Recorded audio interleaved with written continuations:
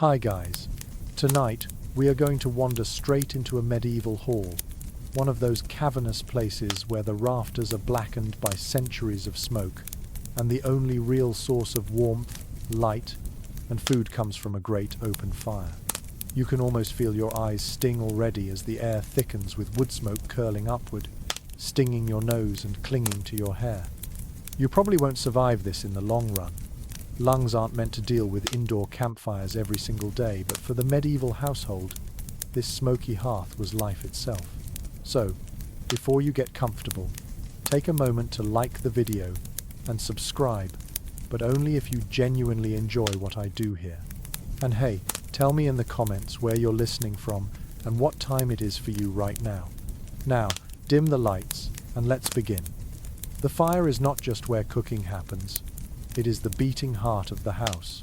You crouch near it because your toes are cold, and you realize the fire is working overtime, drying wet clothes, heating water for ale, keeping evil spirits at bay, at least in people's minds. The crackling logs burn unevenly, throwing out sparks that leap and die on the hard-packed earth. A heavy iron pot dangles on a chain, hissing with a stew that smells vaguely of onions, barley, and maybe a scrap of pork if today is a lucky day. You lean back and take in the surroundings. The hearth sits in the middle of the hall, not tucked neatly against a wall with a chimney like you might expect, but right in the open center, so everyone can share the heat. The roof above is high and dark, with a hole or vent in the thatch or tiles. Smoke is supposed to rise and slip out of that opening, but most of it drifts sideways, filling the hall with a permanent grey haze. Historians still argue whether medieval folks actually got used to breathing this, or if they just endured it because what other choice did they have? Imagine cooking dinner every night with watery eyes, coughing at the soot, yet still smiling because at least you have fire. One mainstream fact is that fires were essential for both cooking and lighting, as candles and lamps were expensive luxuries for most. But there's also a quirky tidbit. Some houses had what we might call smoke rooms in the rafters, where hams and sausages were deliberately hung to cure slowly in the haze. So while your lungs might protest, your dinner was quietly improving above your head. The smell of smoke wasn't just unavoidable, it was seasoning. The cooking process is rustic. You add ingredients one by one into the pot, not worrying much about exact measurements. A handful of barley, a turnip, a splash of ale. This is cooking by instinct. Wooden spoons blackened by fire stir the bubbling mess, and the soft pops of boiling liquid, the groan of wood as logs shift, the faint creak of the chain holding the pot becomes a lullaby of survival. You realize you are watching the ancestor of every modern kitchen gadget, stripped back to its most primal form. If you step outside for a moment, you'd notice the smell clinging to your clothing. Villagers often carried that smoky perfume with them everywhere, like an accidental badge of domestic life. You wonder if visitors back then thought one another smelled of home or simply of burnt wood. A modern person might wrinkle their nose, but perhaps a medieval sweetheart found it comforting. Cooking over fire also meant constant vigilance. Embers had to be banked carefully overnight so they wouldn't die, because relighting from scratch was a pain. No matches, no lighters, only flint and stubbornness. So families tended to guard those glowing coals as though they were treasure. If a neighbor's hearth went out, borrowing fire from next door was not just neighborly, it was survival. And the meals? They were modest, especially for ordinary people. Think thick potages, grain-based stews always simmering, sometimes for days, with whatever leftovers could be tossed in. Meat was rare for peasants, though bones might flavor the broth. Bread might accompany the dish if you had flour, but often it was rye or barley bread, dense and dark, rather than fluffy white loaves reserved for the wealthy. Eating meant tearing a hunk of this heavy bread, dunking it into the communal pot, and hoping the piece softened enough to chew. Picture the children sitting nearby, warming their hands, waiting for supper. They aren't staring at a phone or a screen, but at firelight dancing on the wall. The hall fills with the chatter of daily life, the crackle of flames, and the ever-present smell of wood smoke and food mingling together. And yes, your hair will smell like campfire tomorrow, but in this world, no one minds. What's striking is how much this hearth did beyond cooking. It marked status. A large fire meant you had wood to spare, and that you could host neighbors or even traveling strangers. It was also a form of storytelling space. Around the fire, gossip spread, songs were sung, and legends told. Fire was warmth, cooking, and community, all rolled into one. It's easy to forget that a kitchen wasn't a separate room, then it was life, right in the center of the home. You can hear the sigh of the pot as it bubbles, smell the tang of onions softened in fat, and sense that medieval people didn't just cook here, they survived here. As sparks rise toward the beams, you glance upward and see shadows shifting, flickering, and suddenly the whole hall feels alive. Fire paints your world orange and black, and the medieval cook's world was no different. It's strange to realize how modern kitchens, with all their clean counters and white tiles, are sterile descendants of this smoky, chaotic heart. Yet the comfort of food simmering, the togetherness of sharing a meal, remains the same. From here, the story will wander further into the smoky homes of the past, where not even chimneys could quite tame the fire. You're still blinking against the sting of smoke, but tonight you shift your gaze upward, trying to figure out how medieval people even tolerated such conditions. Cooking without chimneys, this is the next challenge you face, and it's not a small one.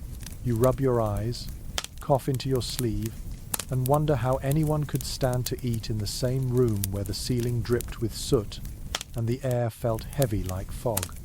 The houses you wander into are modest, built of timber and daub, with thatched roofs and tiny windows that barely let in light. There is no graceful brick chimney pulling smoke away, no clever system to keep the air clean. Instead, the hearth sits open in the middle of the floor, its fire glowing bravely, while the smoke is supposed to drift upward toward a hole cut into the thatch. Sometimes it escapes, sometimes it doesn't. On bad days, smoke lingers like an uninvited guest, forcing you to crouch low, close to the ground, where the air is clearer. One mainstream fact is that chimneys were rare in early medieval homes, and only became more common toward the later Middle Ages, especially in wealthier households. But in most peasant cottages, smoke vented poorly, staining everything it touched: rafters, walls, and even your lungs. Scholars still debate whether these smoky interiors led to chronic health problems, or if people simply acclimatized, their bodies adapting in ways modern medicine doesn't quite understand. As you squint through the haze, you notice the quirky solutions people tried.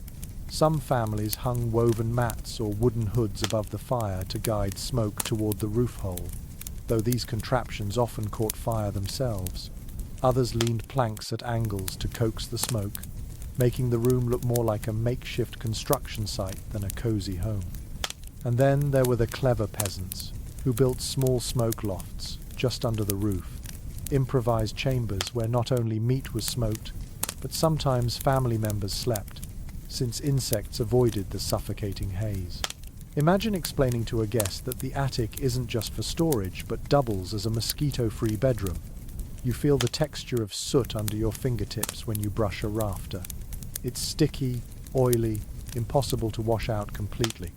Clothes smell permanently of smoke, hair carries the scent, even bread baked on the hearth tastes faintly of char. You shift uncomfortably, realizing that no matter how hard you try, there's no escape. Yet people thought of it differently. Smoke was part of life, a seasoning, a disinfectant, even a guardian. Some believed it chased away evil spirits, and if your house smelled like it, you were safe. Children scamper around the fire, their eyes watering as much as yours, yet they don't complain. For them, this is simply the atmosphere of home. The faint crackle of wood is their lullaby, the smoky haze their nightlight. You feel your own shoulders droop, imagining how exhausting it must have been for mothers to stir pots in this environment, coughing gently but never pausing, because meals needed to be prepared no matter what. When you peek into wealthier houses, the story shifts. Here, Rudimentary chimneys begin to appear, massive stone shafts that pull the smoke more effectively, though still imperfectly. These are early innovations, expensive and reserved for manors or castles. For most villagers, the idea of a chimney feels like magic, as unattainable as owning a golden goblet. You sit quietly and let the irony sink in. The very thing you take for granted in your own home, the luxury of breathing clean air while cooking, was once a mark of social rank. Another small oddity strikes you. Because of the smoke, walls inside homes turned black, becoming what we'd call a patina. Some scholars say this might have acted like primitive insulation, sealing tiny cracks in the walls. Others suggest it simply made the house look gloomier, darker, and more oppressive. You wonder if families felt embarrassed or proud of their blackened beams. Was it a mark of age, of survival, of a home that had stood through winters and wars? Or was it just an annoyance, tolerated because, well, what else could they do? You kneel again near the hearth. The pot swings gently, bubbling with pottage, while shadows waver on the wall. Your eyes are sore, and your throat feels raw. But you understand now that cooking wasn't just a task, it was endurance. You had to fight the elements inside your own home, fight the smoke with patience and routine. To the medieval mind, this wasn't torture, it was simply living. You close your eyes and imagine the nights when storms raged outside. Rain leaks through the thatch, hissing as it hits the fire. Smoke thickens. You cough harder, but you hold on to the embers as though they were gold. The fire flickers. The food cooks slowly, and the smell of barley and onion fights through the haze to remind you why you endure it. Even in the smoke, comfort waits in the bowl. The truth settles in like ash on your skin. Cooking without chimneys wasn't a flaw of design. It was the only design most people could afford. A smoky room wasn't failure. It was home. You rub your eyes one last time, and the haze fades into the rhythm of normality. The story continues, and the fire burns on. You blink through the smoke again, and your attention drifts downward, toward the tools clattering beside the fire. Cooking in a medieval home didn't rely on polished countertops or whirring blenders, but on a small arsenal of stone, clay, and iron objects that look simple yet feel almost alive in your hands. You reach out and your fingers brush the cool surface of a clay pot, rough and uneven, shaped by hand on a wheel or sometimes pressed together without one. The surface is darkened where flames have licked it, a map of past meals etched into its pores. One mainstream fact is that iron gradually replaced pottery in many households, though clay pots were still incredibly common, especially among peasants. Iron was durable, heavier, and better at handling the extremes of open flames. But clay had the advantage of being cheap, easily replaced, and surprisingly good at slow, steady cooking. Historians still argue whether clay pots actually changed the flavor of food, whether the porous material absorbed and released taste notes like a kind of primitive seasoning. Imagine your stew subtly flavored by the ghost of yesterday's onion soup. You lift an iron cauldron next, its legs stubby and its belly wide, designed to sit among glowing embers rather than directly on a rack. It feels like the heart of the kitchen, big enough to feed a family and sometimes an entire work crew. Inside it, barley thickens, beans soften, and small chunks of bacon add just enough richness to turn bland survival food into something worth waiting for. The cauldron is heavy, blackened with soot, and carries the smell of 100 meals. You wonder how many generations have leaned over it, stirring with wooden paddles worn smooth at the edges. A quirky tidbit: not all medieval cookware was purely functional. Archaeologists have uncovered cauldrons and pans decorated with faces, animals, or geometric patterns, tiny flourishes that made even the humblest meal feel ceremonial. It's as though the pot itself was part of the storytelling, staring back at you while you stirred, reminding you that food and ritual were never far apart. Your gaze shifts to frying pans, long-handled iron tools with shallow bowls, designed to hold flatbreads, pancakes, or a quick fry of eggs if you could afford them. These pans had handles so long that they could be held from a safer distance. A clear reminder that fire wasn't tamed but wrestled with. The hiss of fat hitting the pan fills the hall with a satisfying crackle, and suddenly you realize that medieval ears, too, delighted in the music of cooking. Stone mortars and pestles sit nearby, essential for grinding herbs, mustard seeds, and nuts. The rhythm of grinding echoes through the hall, a steady thud that feels hypnotic. Salt crystals shatter under the pestle, spices release their perfume, garlic is pounded into paste. It's slow, deliberate work, but also strangely calming. You picture someone sitting by the fire, rhythmically pounding, humming to themselves, preparing the flavors that would transform a bubbling pot into something memorable. Wooden ladles and spoons abound, their surfaces dark with burn marks and oil. A spoon isn't just a utensil here, it's a lifeline, the connection between the pot and the people. Families might share one ladle, dipping directly into the cauldron, tasting and testing. It isn't the sanitized world of separate plates and forks, you know. It's communal, intimate, and sometimes messy. And if a spoon breaks, you simply carve another from nearby wood. Tools were expendable, yet also deeply personal. In the corner you spot clay jugs and pitchers, their mouths wide, sometimes covered with wax or cloth. These held ale, milk, or broth, each one slightly different, like siblings in the same family. Their curves feel organic, earthy, like holding a piece of the ground itself. And of course, knives. Every household had them, not just for food but as all-purpose survival tools. Some were broad, others narrow, some double as daggers if needed. Cutting meat, chopping herbs, carving bread, all required a sturdy blade. And though you imagine great iron cleavers, many kitchens relied on smaller knives, sharpened frequently, cared for like trusted companions. You glance around and see that none of these tools are organized neatly in drawers. They're scattered, leaning against the hearth, lying on benches hung from beams. The medieval cook didn't separate kitchen space from living space. Tools were part of life's clutter, resting beside spinning wheels, stools, and boots drying by the fire. What lingers in your mind is the intimacy of these objects. Each pot, pan, or spoon carries scars of use, scratches, burns, chips, repairs. You sense that families rarely threw things away unless they were truly broken. A cracked pot might be patched with metal staples, a dented pan hammered back into shape. Even in their imperfections, these tools kept working, teaching you that utility mattered more than appearances. Close your eyes for a moment and imagine the symphony, the clang of iron against stone, the soft scrape of wood on clay, the bubbling of stew, the steady thud of a pestle, and the occasional hiss of fat leaping out of a pan. This was the orchestra of daily survival. It lacked precision but not rhythm.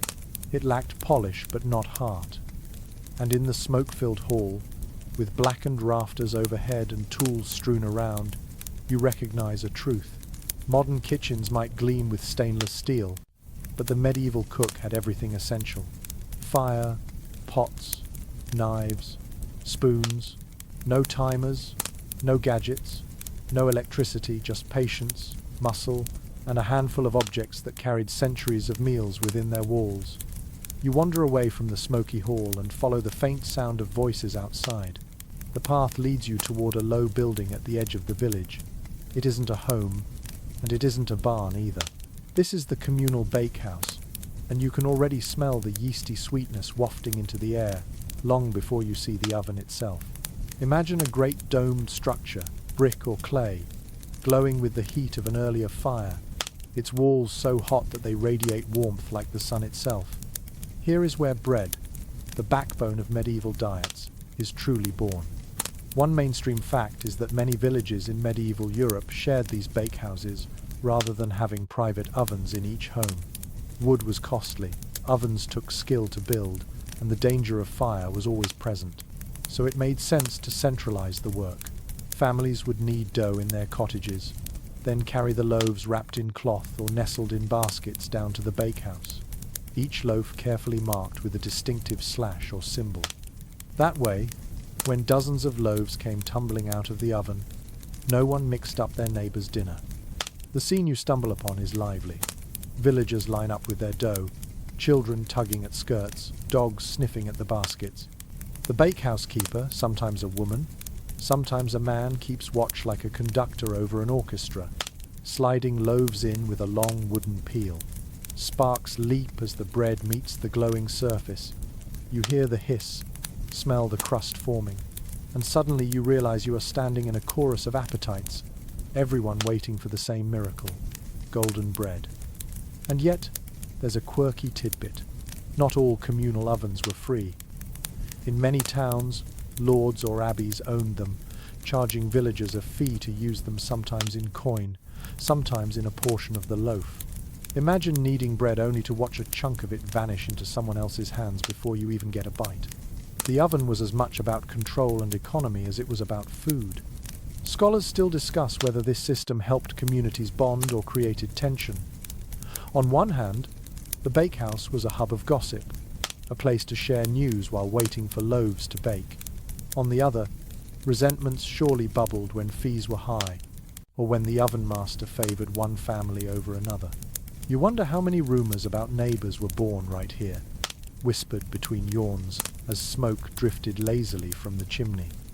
You kneel beside a basket and peek under the cloth. The dough is rustic, heavy with rye or barley, darker than the fluffy loaves you know. White bread, made from fine wheat flour, was rare and expensive, reserved mostly for nobility and monasteries. For peasants, bread was dense, chewy, sometimes gritty with bits of husk or sand from rough milling. Bite into it and you taste not just grain but also the grindstone itself. Yet this bread was life-filling, dependable, and far more sustaining than thin stews alone. The process itself is almost ceremonial. Once the oven is blazing hot, the fire is scraped out, leaving embers glowing on the ground. The floor of the oven is swept clean with a damp mop of rags or even leafy branches. Then the dough slides in, the heavy door is shut, and time itself slows. Families wait outside, leaning on baskets, trading stories. You hear laughter, groans about taxes, talk of weather, of who owes whom a debt. This isn't just baking, it's community theatre. When the loaves emerge, the smell is heavenly. Crusts crackle, releasing a steamy sweetness. Children cheer, adults smile, and suddenly the whole village feels lifted by something as simple as bread. You imagine tearing off a piece while it's still too hot, burning your fingers but not caring, because this is warmth you can eat. A final odd note: stale bread wasn't wasted. In fact, it had a second life. Thick slabs of yesterday's loaf became trenchers, edible plates that soaked up stew and grease before being eaten or tossed to the dogs. Bread wasn't just food, it was also furniture, tableware, and sponge. No wonder medieval people revered it. As you step back from the bakehouse, the smell lingers, clinging to your clothes, sweeter than smoke, yet just as permanent. You realize the oven wasn't only a machine for bread, it was a machine for community, keeping the rhythm of village life steady as each week rolled on. And as the crowd drifts homeward, carrying their loaves, you follow, already hungry for the next story. You return to the manor hall, this time drawn not to the hearth itself, but to the curious contraption turning slowly before the fire.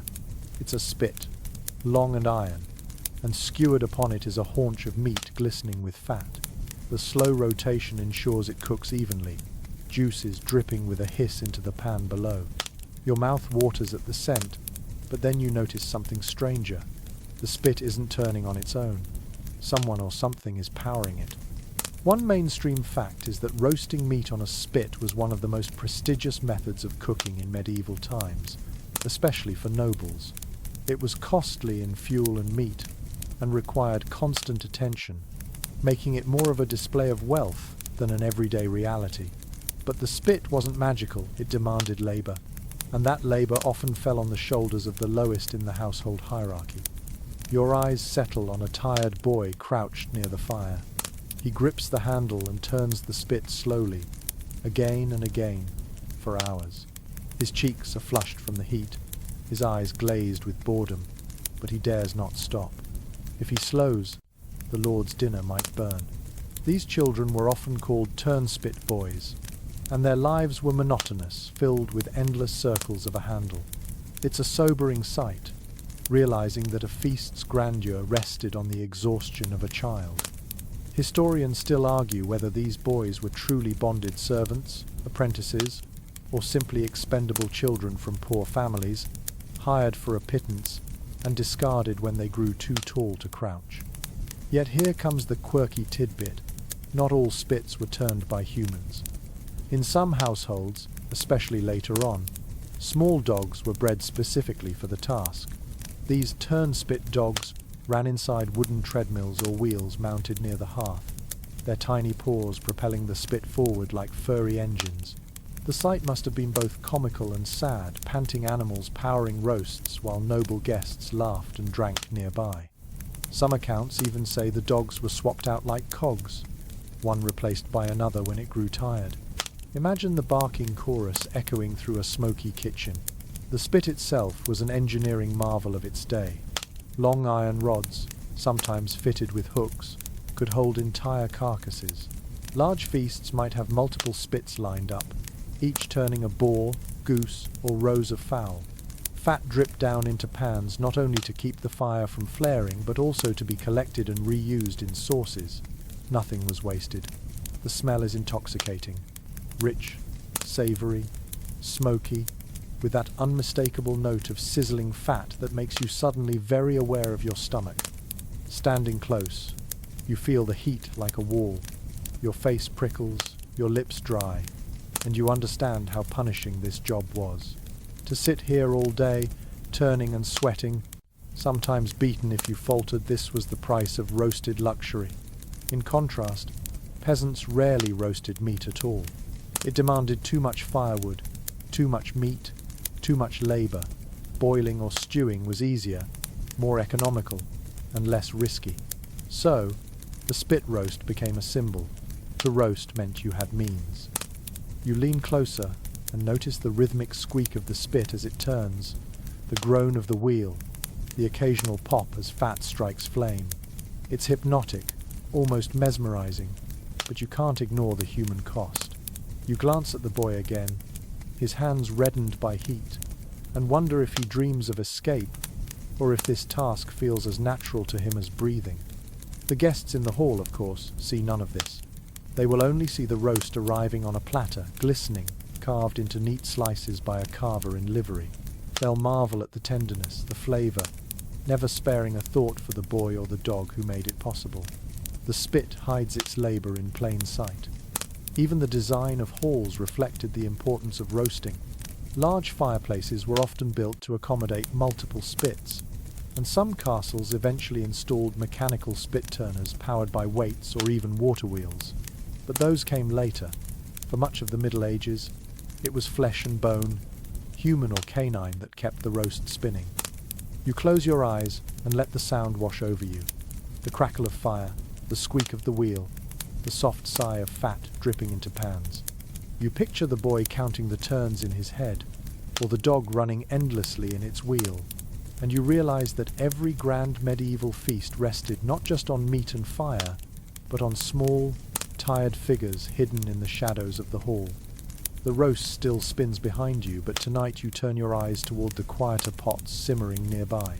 Because as impressive as spits and haunches of venison might be, the truth is that most medieval meals weren't roasted.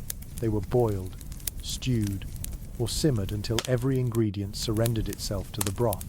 You crouch low again, staring into a cauldron where steam curls lazily upward, carrying the scent of barley, cabbage, and maybe a stray bone if fortune has smiled.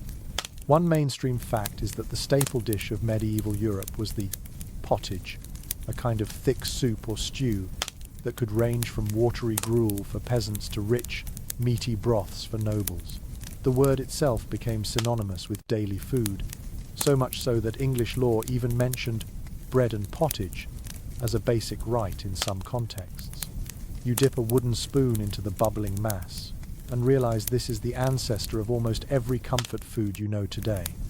A quirky tidbit: some households kept a perpetual stew, never fully emptying the pot, but topping it up with fresh ingredients day after day. The flavor deepened endlessly, a living recipe that aged like wine but with more onions. You can picture someone proudly declaring that their pot had been simmering since last winter. An odd boast, but one that carried real weight. Who needs a family heirloom when you can taste a family tradition in every ladle? The beauty of boiling was its practicality. Unlike roasting, which wasted fuel, boiling trapped every bit of nutrition.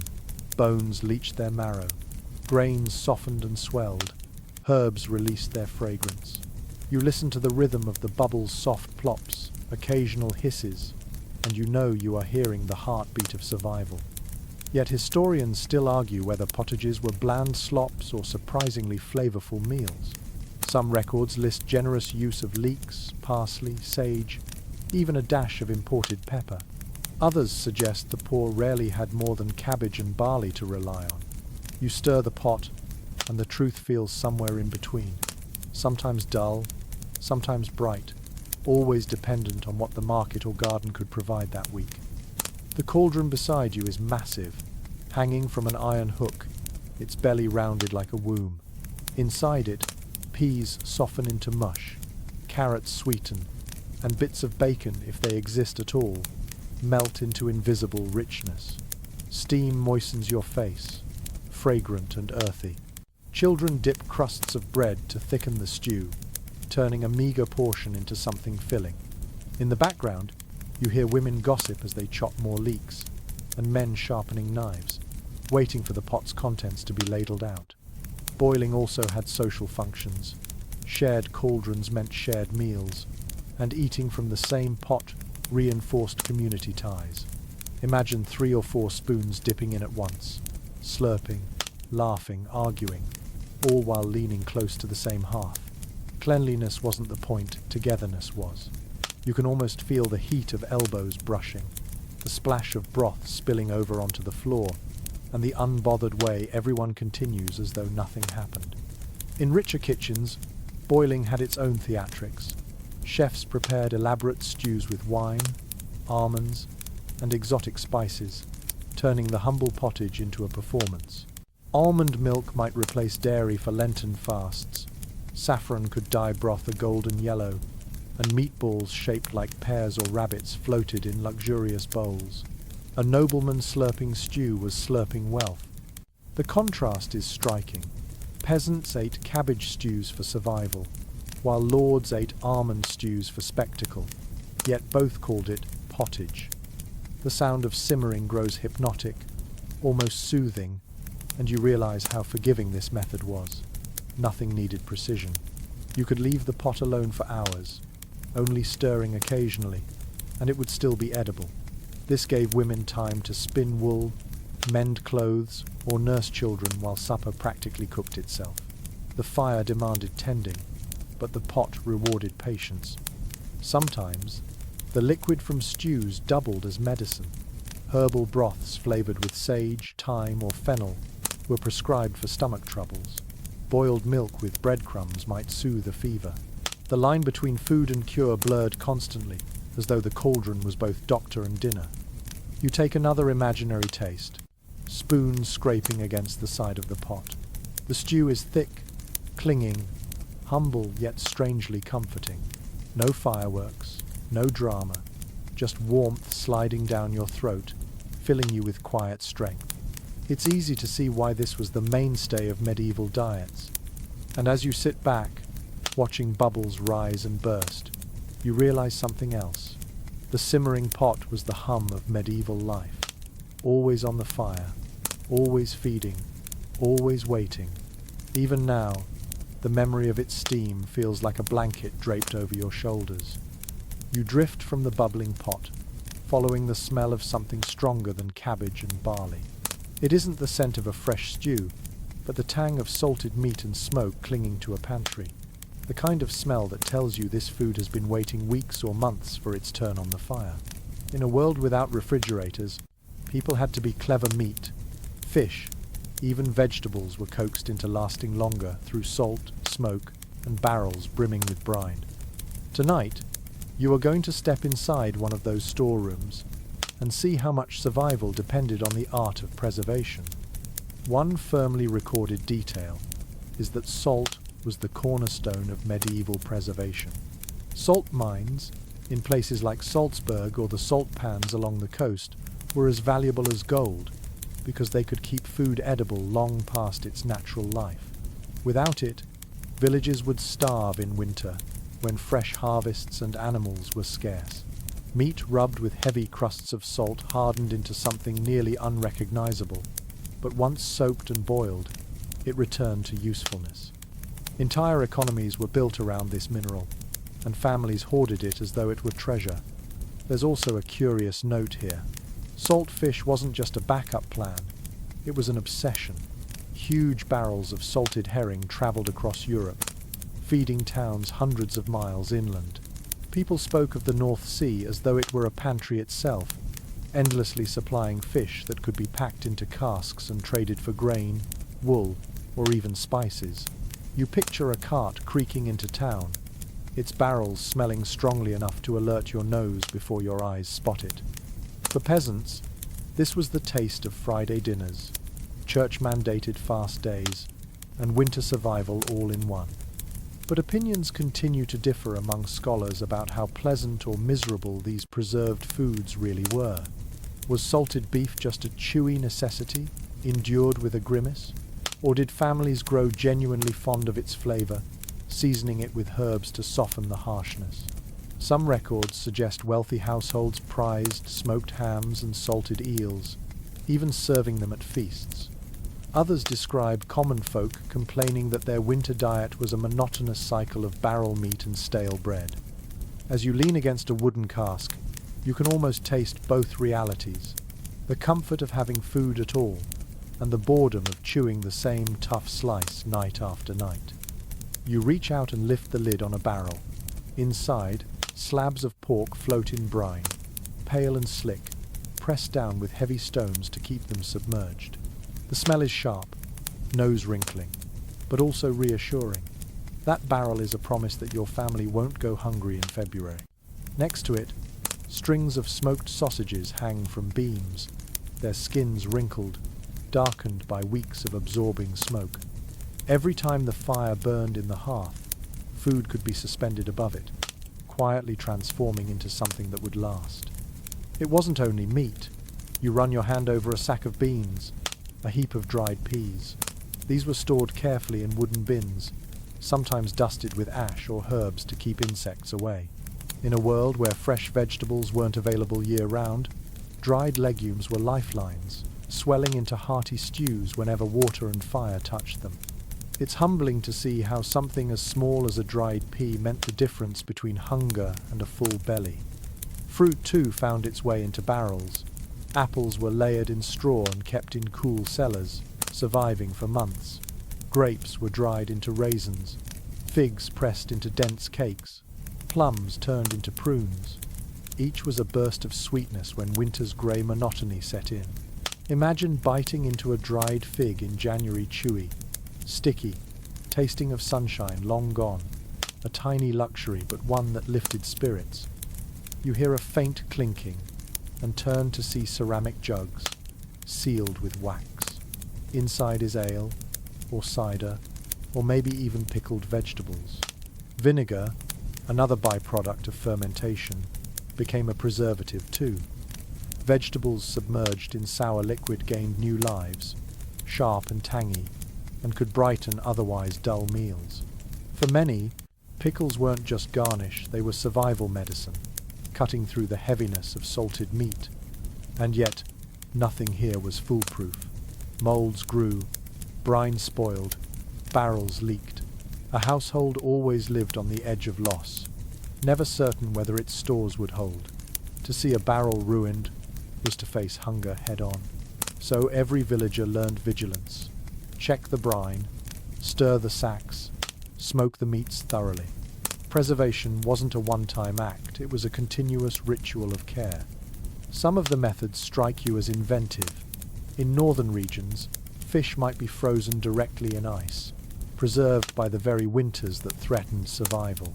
In warmer climates, sun-drying was common, with strips of fruit or fish left to shrivel under hot skies.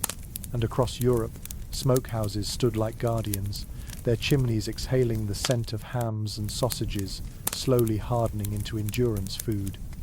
You step into one in your mind, and the smell nearly overwhelms you. Thick, almost sweet, a perfume of survival that clings to your hair for days. What fascinates you most is how these preserved foods shaped cooking itself. Salted meat had to be soaked for hours, even days, before it was edible, which meant meals required planning, foresight, patience. You couldn't decide at 5 o'clock to have pork at 6, it was a process. And so, families lived in rhythms dictated not just by hunger but by preparation. Even the act of boiling pottage changed, depending on what preserved items were available to throw in. You find yourself listening to the silence of the storeroom. It's cool, dim, filled with the muted thud of barrels, the rustle of straw, the faint creak of wooden beams. This quiet place is as important as the roaring hearth, maybe more so. Without it, winter would swallow villages whole. The hearth cooked the food, yes, but the pantry kept it waiting to be cooked in the first place. There's a sense of respect here, almost reverence. Every salted fish, every smoked ham, every jar of beans carried the weight of survival. They weren't luxuries, but they were security. And you can imagine the relief of a mother pulling a string of sausages from the rafters on a bleak January evening, knowing her children would eat tonight. As you step out of the pantry, blinking into daylight again, you notice how different the air smells. Fresh, clean, compared to the salty tang within. But you also carry a new appreciation. Preservation wasn't just about taste, it was about time itself, stretching harvests across months, carrying abundance through famine, making tomorrow possible when today's fields lay bare. The fire might have been the heart of the home, but salt and smoke were its lungs, breathing life into food that otherwise would have withered. You can almost hear the quiet gratitude of villagers as they gnawed on preserved meats, chewed dried peas, or sucked sweetness from a wrinkled prune. It wasn't glamorous, but it was survival, and sometimes, in the depths of winter, survival tasted as sweet as any feast. You step away from the smoky pantry, blinking as your nose readjusts, and wander toward the sound of chatter. The road ahead leads to the marketplace, the beating heart of every medieval town and village. Before you even arrive, the smells reach you: first fried batter, pungent cheese, the briny tang of fish laid out on wooden slabs. The market is a living cookbook, its stalls bursting with the raw ingredients that later bubble in pots or roast on spits. Tonight, you are going to wander through the mayhem of market day and discover what it meant to shop for a medieval meal. It is well attested in town records that market days were tightly regulated. Lords or city councils often granted charters specifying when and where markets could be held, and merchants paid fees to set up their stalls. These weren't casual gatherings, they were cornerstones of local economies. Without them, villagers would be stuck with whatever their gardens or flocks provided. With them, flavors from faraway regions suddenly became part of daily life. You push through the crowd and notice baskets overflowing with root vegetables, turnips, onions, carrots, parsnips. Their earthy smell clings to the air, mixing with hay and animal sweat. The colors are muted, nothing like the glossy supermarket displays you know. Still, every bulb, every stalk represents survival, and families bargain fiercely for them. Women haggle, children tug at skirts, and stallholders shout above the din, their voices rising and falling like a chorus. A peculiar little scene catches your eye. A fishmonger slaps a wriggling eel onto a table, and nearby children squeal, half in fright, half in glee. Eels were remarkably popular in medieval diets, both fresh and salted, and seeing them sold alive was normal. It's an oddly theatrical moment, the eel thrashing as if determined not to become supper. These lively displays were part sales pitch, part entertainment. And yet, historians remain divided about how fresh some of these foods really were by the time they reached inland towns. Without modern transport, fish hauled miles from the coast often arrived less than pristine. Some buyers must have grimaced at the smell but bought anyway, hoping a strong stew of herbs would disguise the flavor. Others had access to carefully salted barrels that ensured a safer product. Whether the average town dweller was feasting on crisp fish or choking down half-spoiled cod is still debated in scholarly circles. You stop by a stall selling herbs tied in neat bundles: parsley, sage, rosemary, thyme. Their fragrances cut through the heavy odors of the market like tiny miracles. Imagine dropping a sprig of rosemary into a dull pot of peas and watching it transform into something fragrant, even special. Herbs weren't only for nobles. Even modest households could spare a few pennies for a handful, and gardens provided them in abundance. There's also a lively trade in baked goods. You watch as a woman sells steaming pies filled with meat or spiced fruit, their crusts golden, their scent irresistible. Hot pies were the street food of their day, quick and portable, perfect for hungry laborers. For a coin, you could walk away with dinner in your hand, wrapped in pastry instead of packaging. The sight makes you think of modern fast food, but somehow more honest, everything visible, nothing hidden behind neon signs. One curious custom unfolds before your eyes. A tanner trades leather scraps not for money but for onions, his dinner secured through barter. In these markets, money was useful, but goods for goods exchanges were common. Chickens might be swapped for grain, wool for cheese. You realize you're standing in a place where value is fluid, shifting with the needs of each person, and where food is a kind of currency in itself. You notice too that the market is noisy not only with trade but with gossip. People share news of taxes, rumors of wars, scandals of neighbors.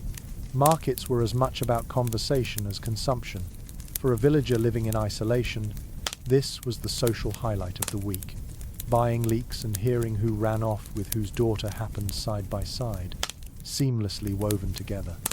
Nearby, a spice merchant unfurls tiny cloth packets. Inside are pinches of pepper, cinnamon, and saffron, glowing golden in the sunlight. Their cost is staggering, sometimes worth more than meat itself, but even the poor might save for a pinch on special occasions. You watch a housewife hesitate, count her coins, and decide to buy just enough to sprinkle on a wedding stew. It's a reminder that taste could transcend class, if only briefly. You lean against a post and absorb the market's orchestra. The cries of sellers, the squeal of pigs being led through, the thud of boots on muddy ground. Flies buzz, children laugh, dogs bark. It's chaotic, but also alive, a rhythm of survival and community. You can almost taste the mingling aromas, the smoke of grilling meat, the sharp tang of cheese, the sweetness of fruit piled in baskets. Another odd detail catches your attention. Bread sellers shout their wares, holding up loaves of different colors: white, brown, black. These colors weren't about fashion, but about flour. White bread, sifted free of husk, was prized by the wealthy. Brown or black loaves, heavy with bran, fed the poor. Yet all of them sold side by side, a daily reminder of class divisions you could see, smell, and chew. You pause before a barrel of ale being ladled into jugs. Everyone drinks it: children, adults, workers, because water is often unsafe. The ale is weak but nourishing, carrying grains' calories as well as their flavor. You sip and find it sour, yeasty, but oddly refreshing after the dust and clamor. Drinking it reminds you that markets weren't only about solid food, they were also taps of liquid life. As the day wears on, the stalls begin to thin. Merchants pack up unsold goods, sweeping vegetable scraps into piles, sometimes feeding them to pigs waiting nearby. The ground is muddy, littered with straw, fish guts, and apple cores. You step carefully, imagining how the smell must intensify by evening. For the townsfolk, this chaos is normal, even reassuring. Mess means plenty. Silence would mean famine. When you finally step back from the marketplace, your arms are metaphorically full. Onions for stew, a loaf of brown bread, maybe a tiny pouch of pepper if you can afford it. You leave behind the noise, but carry the memory of its smells, its shouts, its energy. And you realize that cooking in medieval times didn't begin at the hearth, it began here, in the clamorous exchange of goods and voices. Without the market, there would be no stews, no pies, no roasted meats, just gardens, just monotony. The market injected variety into life, even if that variety sometimes smelled suspiciously of half-spoiled fish. The road away from the stalls grows quieter, and the sounds fade behind you. But you can still hear echoes the clatter of coins, the cry of fresh eels, and you understand that these markets weren't just about eating. They were about living, connecting, gossiping, surviving together. And in that noisy exchange, medieval cooking began to take shape long before the first pot was ever stirred. You step away from the crowded market square and into a quieter corner of the village, where the air smells different, less of fried batter and fish, more of damp earth and crushed green leaves. Here, you find the gardens that kept medieval kitchens alive, long after the market stalls closed. Every cottage, if it had even a scrap of soil, boasted a patch of cultivated plants. They weren't landscaped or decorative, not the kind of gardens designed to impress, but practical jungles of herbs, leeks, onions, and sturdy greens that could withstand neglect and frost. It's documented in monastic records and household accounts that these gardens were indispensable. Without them, meals would be bland repetitions of boiled grain. With them, even the humblest pot of pottage could sing with onion sharpness, leek sweetness, or the faint peppery bite of mustard leaves. You kneel down, running your fingers through the damp soil, and it feels like you're touching the hidden backbone of medieval cuisine. A charming little quirk emerges when you peer closer. Many of these gardens doubled as medicine cabinets. Parsley wasn't only sprinkled into broth, it was chewed to freshen breath or steeped in teas to ease stomach aches. Sage, thyme, and fennel weren't just culinary afterthoughts, they were cures. Families planted them in neat rows beside food crops, blurring the line between supper and healing. You picture a housewife plucking mint to season lamb and, in the same motion, drying sprigs to soothe coughs in winter. Experts remain divided on how varied these gardens actually were. Some argue that most peasant plots offered little beyond onions, cabbages, and leeks, with variety reserved for wealthier households. Others point to evidence of peasants tending surprisingly complex herb patches, including dill, chives, and even exotic plants introduced by monks. You tilt your head, imagining both scenes.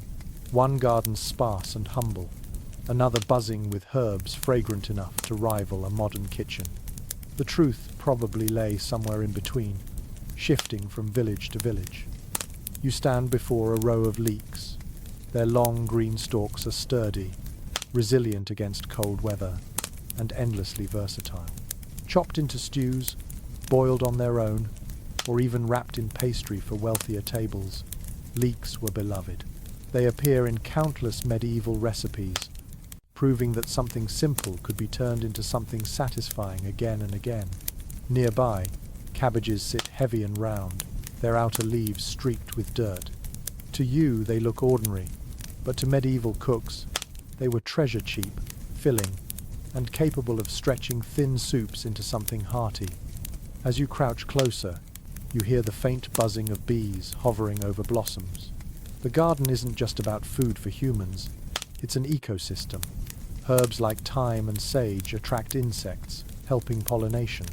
Children play nearby, their fingers sticky from pulling up carrots, nibbling them raw despite the soil clinging to the roots. The air hums with quiet domestic life, far removed from the clamour of the market. You notice, too, the deliberate placement of plants. Tall herbs at the back, short leafy greens at the front, all carefully organised so that nothing shades out its neighbour. It isn't a random scatter, but a thoughtful system passed down through generations. Even the paths between beds are narrow, just wide enough for one person to shuffle sideways with a basket. Efficiency over elegance. Another curious custom appears when you see marigolds blooming along the garden edges. These weren't purely ornamental.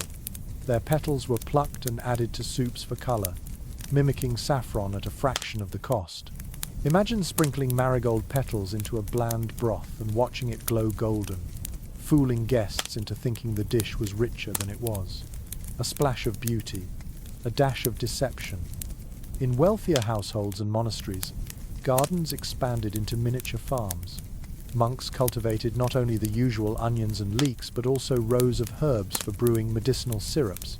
They kept records of which plants thrived and shared cuttings with travelers, spreading flavors across Europe. A monastery garden might include exotic plants like coriander or even early versions of lettuce, luxuries compared to a peasant's cabbage patch. The soundscape here is soothing compared to the market. You hear chickens scratching at the dirt for worms, the soft rustle of leaves in the breeze, the occasional plop as a gardener pulls up a beetroot. You can almost taste the sharpness of fresh sorrel leaves on your tongue, lemony and bright. If the hearth was smoky chaos, the garden is quiet abundance. Yet the garden wasn't infallible. Droughts, frosts or pests could wipe out crops in a single season. Families depended on these patches, and when they failed, hunger crept in quickly. You imagine the worry etched into a mother's face as she surveys withered plants, knowing the pottage will be thinner this winter. The fragility of survival is written in the soil itself. Still, when gardens thrived, they were lifelines. Herbs transformed plain grains into meals worth eating. Greens provided vitamins, unknowingly guarding against sickness. And every plant represented control in an uncertain world. You pick up a sprig of thyme, crush it between your fingers, and inhale. The smell is sharp, earthy, unforgettable. You realize this scent is the signature of medieval kitchens. Fresh, resilient, simple.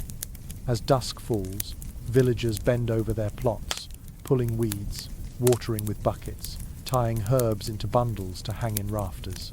Smoke from the hearths mingles with the fresh, green perfume of the gardens, creating a scent both homely and enduring.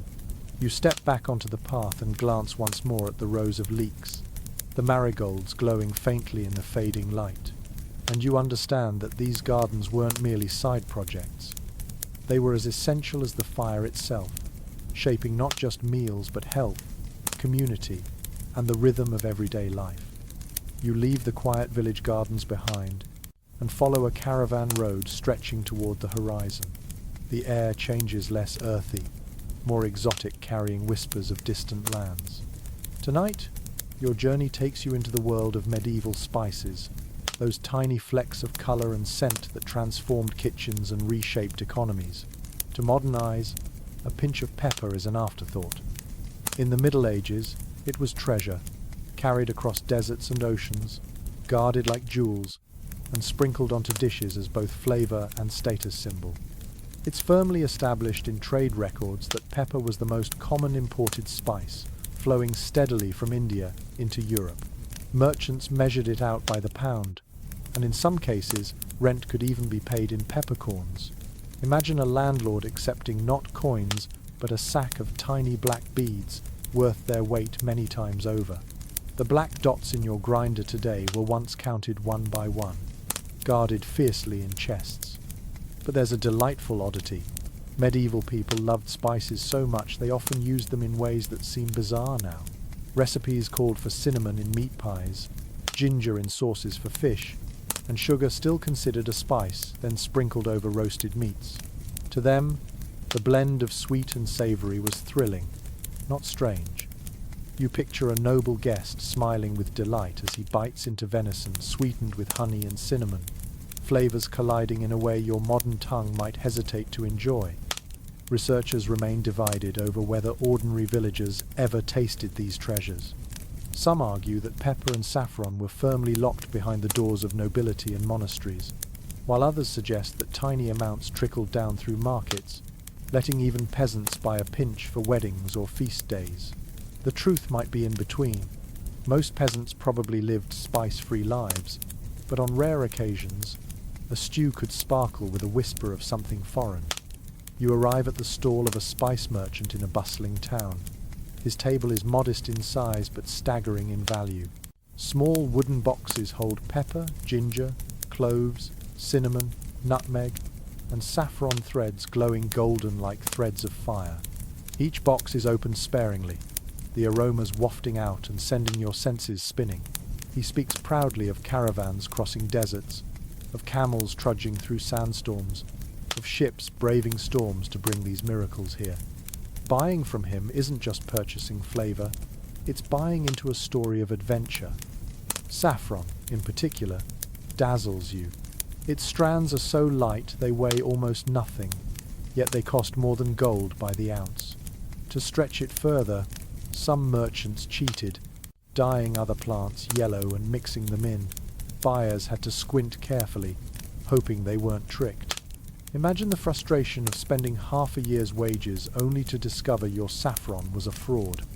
Still, saffron's vivid color transformed soups and sauces, making them glow like liquid sunshine, a theatrical effect as prized as the taste itself. Cloves and nutmeg came from far-off islands, so remote that Europeans barely knew where they were. To taste them was to taste mystery. A noble might serve spiced wine, steaming and fragrant, as proof of wealth and sophistication. Guests would sip and nod approvingly, never asking how many sailors had died along the way to bring those spices into the cup. And sugar, yes, sugar wasn't yet the everyday sweetener, you know. It was cut into hard cones, shaved off in chunks, and treated as a medicine as much as a flavor. Apothecaries sold it alongside herbs, and cooks used it sparingly, blending it with spices to create sauces that were both sharp and sweet. You can almost feel the crunch of coarse sugar between your teeth, not the smooth, uniform crystals of modern packets. What fascinates you is how these spices changed the psychology of cooking. A simple stew of beef and onions could suddenly taste exotic with a pinch of pepper. A plain custard turned regal with saffron. A mug of ale became warming medicine with cloves. Spices weren't just additions. They were transformations, alchemy performed in kitchens. There's also the social theatre of it. Wealthy hosts loved to show off their spice collections, sometimes displaying jars openly during feasts, like trophies. Guests marveled at the colors, the scents, the unspoken message. I can afford this. In many ways, spices were edible status symbols. You couldn't wear peppercorns on your sleeve, but you could serve them in a sauce and watch your guests' eyes widen. As you linger in the market, you notice the mingling scents. Pepper sharp enough to tickle your nose, cinnamon sweet and woody, ginger warm and fiery. They cut through the stench of livestock and mud, creating a pocket of magic in the chaos. It's a small miracle that these tiny bits of plants, carried across continents, could hold so much power. And yet, the darker side is always present. Wars were fought for spice routes, fortunes made and lost, ships sank, caravans were plundered, and still the hunger for spice drove men onward. To taste nutmeg was to taste blood, as well as flavor. You stand silently, realizing that medieval cooking wasn't just shaped by gardens and markets, but by global trade and risk. Every sprinkle of pepper came with a history of danger. As the merchant packs up his stall, carefully locking his boxes, you step away with the scent of cinnamon clinging to your sleeve. You realize that medieval cooking was never just local. Even in a smoky hall far from the sea, a pot of stew might contain echoes of Indian fields, Middle Eastern caravans, or Mediterranean ships.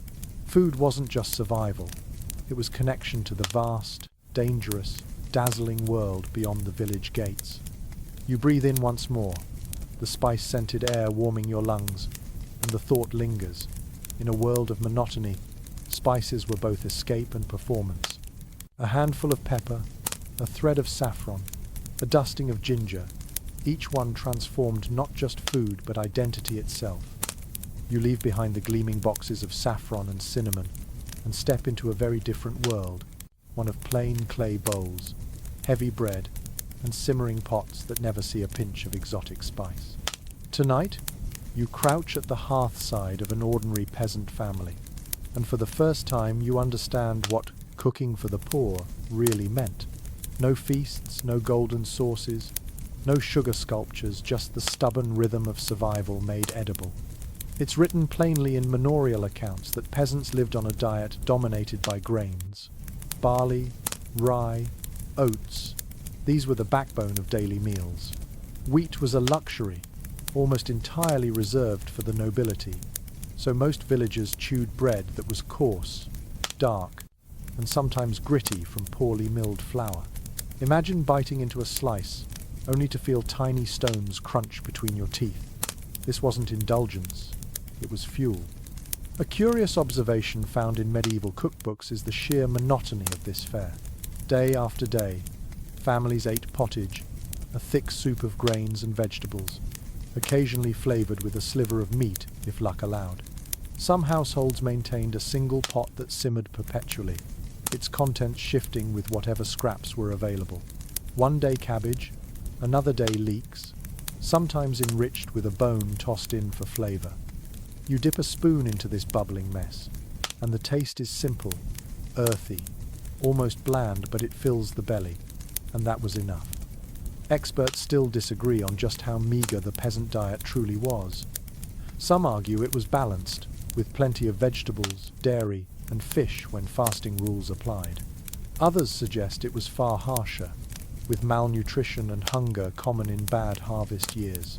You sit quietly, imagining both realities, one where the stew smells comforting and plentiful, another where the pot holds little more than watery gruel. The truth likely shifted from season to season, fortune to fortune. You glance around the cottage.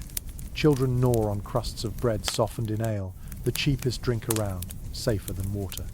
A mother ladles out pottage into wooden bowls, careful to give each child something solid, not just the thin broth. Her hands are rough, her face streaked with soot, but she moves with practiced efficiency. Dinner is not a performance here. It's a routine of endurance. And yet, you notice a tiny spark of creativity.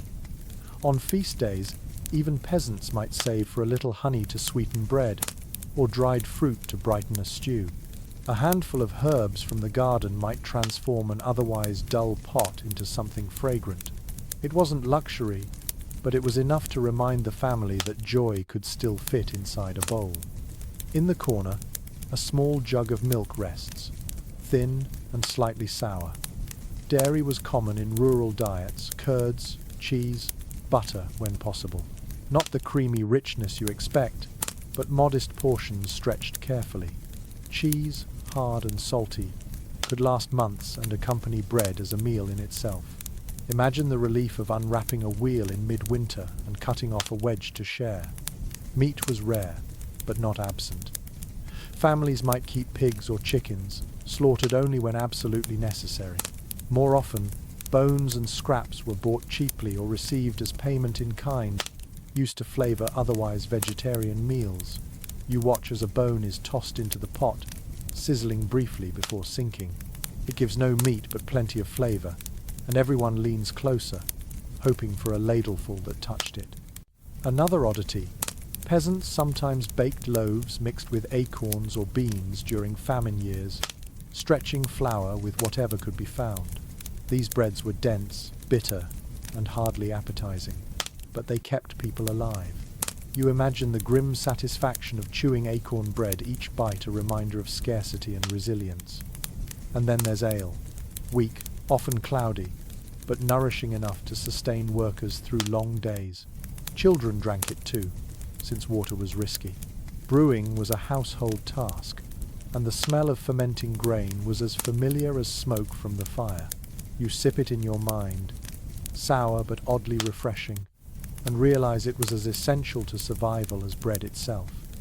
The soundscape here is quieter than the noble halls. No musicians, no clatter of silverware, just the gentle slurp of children eating, the soft crackle of the hearth, the creak of wooden spoons. There is intimacy here, a closeness forged by sharing from the same pot, by surviving together. You pause and reflect. While nobles dazzled with sugar sculptures, peasants built their strength on porridge and dark bread. It wasn't glamorous, but it was steady. And perhaps, in its own way, it was healthier too. More vegetables, fewer heavy meats, more balance born of necessity. It's ironic to think that the poor may have lived longer on cabbage than the rich did on venison. As the meal winds down, bowls are scraped clean, bread crusts licked free of broth. Nothing is wasted. Leftovers are poured back into the pot to mingle with tomorrow's ingredients. The fire burns low, children grow drowsy, and the scent of cabbage and barley lingers in the room. It's humble, repetitive, even wearying, but it is life, day after day. You step outside into the night air, listening to the muffled sounds of families finishing supper in their cottages. Smoke rises from chimneys, dogs bark faintly, and somewhere a baby cries. The village is small, the meals even smaller, but you sense an unspoken truth. Though these suppers lacked saffron and sugar, they carried the warmth of survival, and perhaps even the comfort of routine. You leave the modest cottages behind and follow the flicker of torchlight toward a castle's stone walls. Inside, the atmosphere is entirely different. Loud, crowded, extravagant. Here, cooking isn't just about filling bellies, it's about spectacle, power, and status. Tonight, you are stepping into the kitchens of the nobility, where meals are performances designed to impress guests as much as to nourish them. It's well documented in household roles and feast accounts that noble kitchens were immense operations. A great hall could host hundreds of diners, and feeding them meant teams of cooks, assistants, and servants working in concert. Fires blazed in multiple hearths, cauldrons simmered side by side, and spits turned continuously, roasting everything from venison to swans. Food wasn't prepared quietly by one pair of hands. It was a noisy, sweaty, coordinated endeavor, resembling a military campaign more than a family supper. One detail that never fails to astonish is the sheer scale of noble feasts. Records from English courts mention menus with dozens of dishes per course, roasted peacocks redressed in their feathers, pies that hid live birds inside, sugar sculptures taller than a man. These weren't just meals, they were edible theatre. You can picture the moment when a pie bursts open and doves flutter out into the hall, while musicians strike up a tune and guests gasp in delight. And then there's a strange flourish. Cooks often dyed foods with bright colours to impress diners. Red with sandalwood, green with parsley, gold with saffron. A simple custard could glow like sunlight. A sauce could shimmer emerald. To a medieval noble, a meal that didn't look dazzling wasn't worth serving. You pause, imagining guests whispering in awe as each dish arrives. A parade of colours more dazzling than the tapestries on the walls. But scholars continue to disagree about how much the nobles actually enjoyed these elaborate flavours. Some argue that the spice-heavy, sugar-laden dishes were more about status than taste, proving wealth by their sheer expense. Others suggest nobles truly developed palates attuned to sweet, savoury blends, craving cinnamon in their meat pies and ginger in their fish stews. You watch a lord spear a piece of gilded meat, chew thoughtfully, and smile. It's hard to know if he loves the taste or the attention it brings him. The kitchens themselves are overwhelming. You walk through vaulted rooms filled with smoke and heat. Servants shout instructions, water hisses as it hits hot pans. Dogs skitter across the floor looking for scraps. The noise of chopping, pounding and clanging is deafening. In one corner, a cook is grinding almonds to make almond milk, a staple in noble cuisine. It's smooth, rich and versatile, perfect for both fast days, when dairy was forbidden, and for sauces that needed elegance. In another, sugar is boiled into pastes and shaped into castles or animals, hardened into spectacles that make diners laugh before they bite. The smell is intoxicating. Roasting meats, sweet syrups, spiced sauces, fresh bread. It fills the air so thickly you almost feel drunk just breathing it in. The heat presses against your skin, sweat beads at your temples, and yet you sense the excitement. This is more than cooking, it's alchemy, conjuring prestige out of flour, meat, and imported spices. Another curious custom. In noble feasts, dishes often carried symbolic meaning. A roasted boar's head might symbolize strength, while a tower of jellies could represent wealth and control over nature. Even the arrangement of food on the table was deliberate, designed to impress visiting dignitaries. Dining was diplomacy disguised as supper, and while the nobles dined above, servants ate below. Their meals were simpler, but still far richer than peasant fare. Leftover meats, crusts of white bread, bowls of thick stew. The contrast was stark. Peasants outside the castle walls might eat cabbage broth, while the lord's scullions feasted on scraps more luxurious than anything a villager could dream of. You close your eyes and hear the hall above. Laughter, the clink of goblets, the shuffle of musicians' feet. You picture swan roasts glistening under candlelight, sugar sculptures gleaming like jewels, and guests whispering about who sat where, who was favoured with the choicest cut of meat. The feast is as much politics as it is pleasure. What strikes you most, though, is the fleetingness of it all. Hours of labour, fortunes spent on spices and sugar, and within an evening the food is gone, reduced to crumbs, grease stains, and full bellies. The grandeur lingers only in memory, in gossip, in the smoky rafters of the hall. Tomorrow, the cycle begins again. You step back into the night air, the castle glowing behind you, and reflect on the contrast. Peasants ate to survive, nobles ate to display. One pot of cabbage kept a family alive, one pie of gilded meat kept a lord's reputation intact.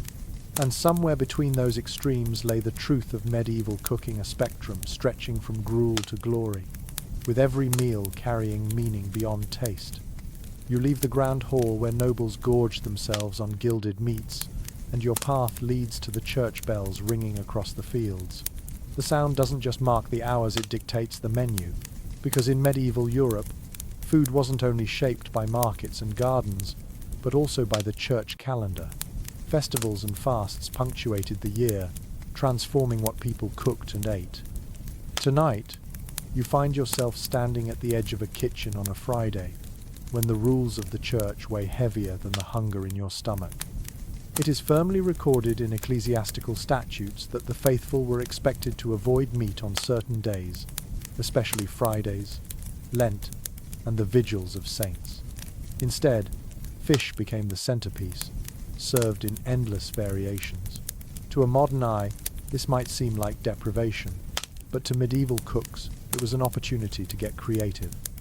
Eels, herring, pike, salmon, all of them appeared on tables, sometimes salted, sometimes fresh, sometimes sculpted into pies that looked suspiciously like their meaty cousins. One oddly charming practice was the invention of mock meats to satisfy cravings during fasts. Almonds were ground into pastes and shaped into imitation eggs, their yolks coloured with saffron. Fish was disguised to resemble fowl, or vegetables sculpted into curious forms to amuse diners. It was culinary sleight of hand, a trick that blended devotion with playfulness. You imagine a guest biting into what looks like a roast chicken, only to discover it's a cleverly seasoned fish. Laughter, not grumbling, filled the hall.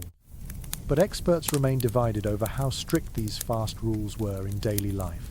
Some argue that peasants, already struggling to find meat, didn't feel the difference, as their diet was mostly vegetable and grain anyway. Others point to fines recorded in parish courts for those caught breaking fast days, suggesting rules were enforced tightly. You picture a farmer sneaking a bit of salted bacon on a Friday, praying no neighbour saw him. For the wealthy, of course, the fasts became chances to flaunt extravagance, serving elaborate fish banquets instead of simple abstinence. Festivals told a different story. When feast days rolled around, the kitchens exploded with colour and sound. Roasted geese, sugar confections, fresh bread, ale flowing freely.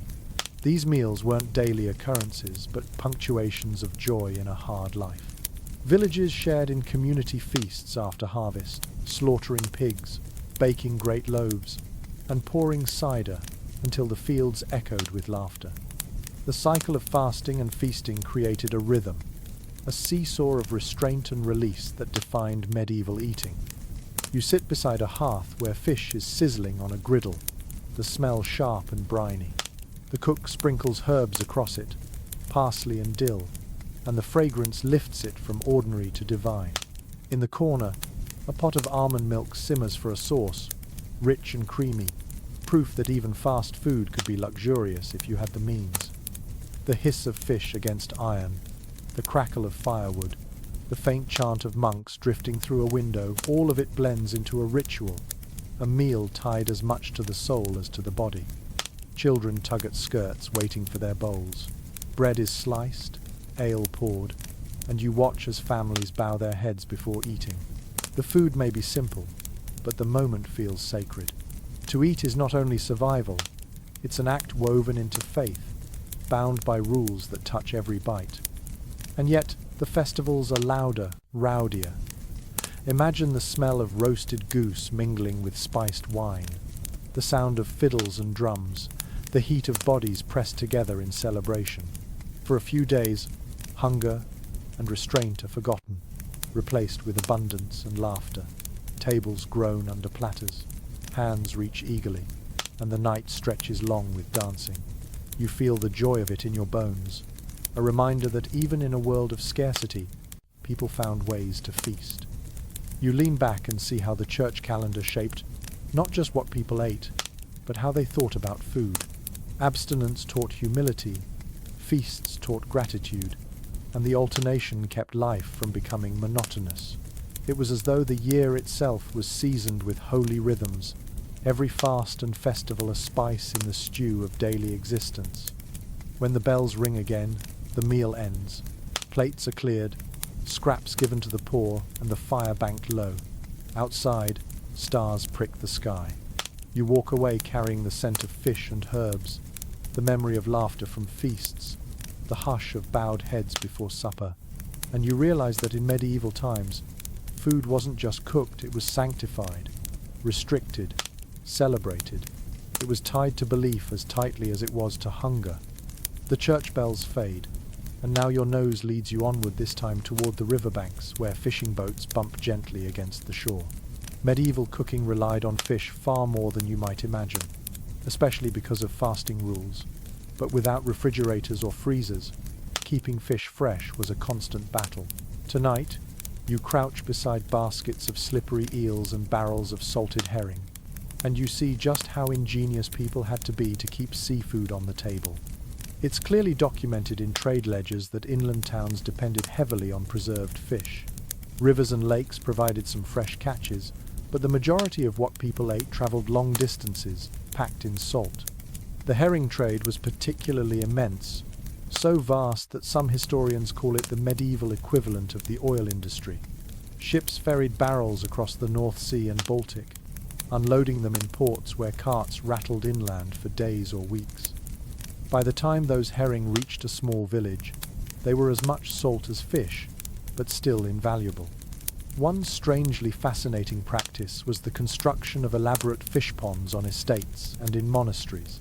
Nobles and monks dug artificial ponds to keep carp, tench, and pike alive year-round, ensuring a steady supply for fast days. You picture a monk in his robe scattering crumbs across a pond, the fish wriggling to the surface. It's both practical and serene, a garden of water serving the kitchen as much as the soul. There's still lively debate among scholars over how palatable most preserved fish really was. Some argue that salted and dried cod or herring was tough, leathery, and barely edible without endless soaking. Others suggest careful preparation, boiling. Stewing with herbs could restore flavour and texture. You peer into a peasant's pot where salted herring bubbles in ale, parsley floating on the surface, and you can almost believe it tastes better than its reputation suggests. You lean closer to the fishmongers' tables. Fresh eels coil in wicker baskets, their slick bodies shining in the morning sun. They're a delicacy in some regions, cheap in others, and endlessly versatile, fried, stewed, or baked into pies. The air hums with life. Gulls cry overhead. The river laps softly, and children squeal as they poke at wriggling fishtails. The scene is lively, messy, and unmistakably alive. In towns near the coast, markets brim with oysters, mussels, and shellfish sold by the bucket. These were cheap protein, eaten by the poor as much as by the rich, Imagine slurping oysters not as a luxury treat, but as a quick snack from a wooden stall. For many medieval villagers, shellfish were simply another way to stretch meagre diets, though records show wealthier tables also prized them, often dressed with spices or wine. The smell is unmistakable briny, pungent, not always pleasant. Without ice, fish had to move quickly from water to pan, or risk spoiling. You picture servants rushing through streets, baskets bouncing, flies swarming, cooks already waiting with boiling pots. Timing was everything. A delay meant disappointment, maybe even sickness. And yet, people trusted fish enough to eat it constantly, their ingenuity overcoming the constant risk of rot. Another curious twist lies in sturgeon, sometimes called the royal fish. In England, it was claimed by the crown whenever caught, reserved for kings and queens. To stumble upon a sturgeon in your net was both blessing and burden. You gained honour, but lost the fish itself. Imagine the mix of pride and frustration as fishermen handed their prize to officials, stomachs rumbling as the court feasted instead. As evening falls, you sit beside a fire where fish is cooking. A cauldron simmers with salted cod, softened after hours of soaking, its broth enriched with leeks and herbs. On a griddle, eels sizzle, their skin crisping while fat pops and hisses. The smell is sharp, smoky, irresistible. Villagers huddle close, bread in hand, waiting for the moment when the fish is ladled out. The atmosphere is hushed, reverent, because on fast days, this is not only food, it is obedience. You realize fish carried meaning beyond sustenance. It was a religious necessity, a social divider, and an economic force. The barrels of herring rolling inland shaped trade routes, the ponds of monasteries shaped landscapes, the smell of fish in kitchens shaped memories. It's no wonder medieval people never tired of talking, cooking, and complaining about it. As you step back from the riverside, your clothes smell faintly of brine and smoke. You hear gulls wheeling overhead, the splash of oars dipping into water, and the low chatter of fishmongers finishing their day. And you understand. Medieval life without fish would have been unthinkable. It was the thread woven into every fast, every market, every pot, sometimes leathery, sometimes delicious, but always essential. You step away from the riverbank, leaving behind the briny tang of eels and herring, and walk into the dim interior of a tavern where the clatter of mugs and the smell of brewing grains greet you. If fish was the body of medieval meals, drink was the bloodstream. Water was risky, often contaminated by animals or waste, so ale, cider, and weak wines became the daily companions of everyone from toddlers to elders. Tonight, you'll sit by a bench, cradle a mug in your hand, and taste what kept medieval people hydrated, and, in a way, alive. It's consistently mentioned in estate and monastic records that ale was the universal drink of the common folk. Not the heavy, hoppy ales you might imagine today, but a weak, lightly fermented brew, cloudy and sour. This small ale contained just enough alcohol to kill harmful bacteria, but not enough to make you stagger. Children sipped it freely. Labourers quenched thirst with it in the fields, and households brewed it constantly, the smell of malted grain as familiar as wood smoke. One curious custom you notice is how brewing was often a women's task. Housewives soaked barley, stirred mash, tended bubbling pots, and strained the liquid into jugs. They sprinkled in herbs for flavour long before hops were common. Some women brewed enough to sell, becoming alewives who advertised with a broom or a branch hung above their doors. Step inside one of their cottages and you'd find steaming tubs, sticky floors, and the warm yeasty perfume of fermenting grain. For some, it was a livelihood. For others, just a way to ensure the family had safe drink. Researchers remain divided on how nutritious ale truly was. Some argue it carried essential calories and vitamins, acting almost like liquid bread.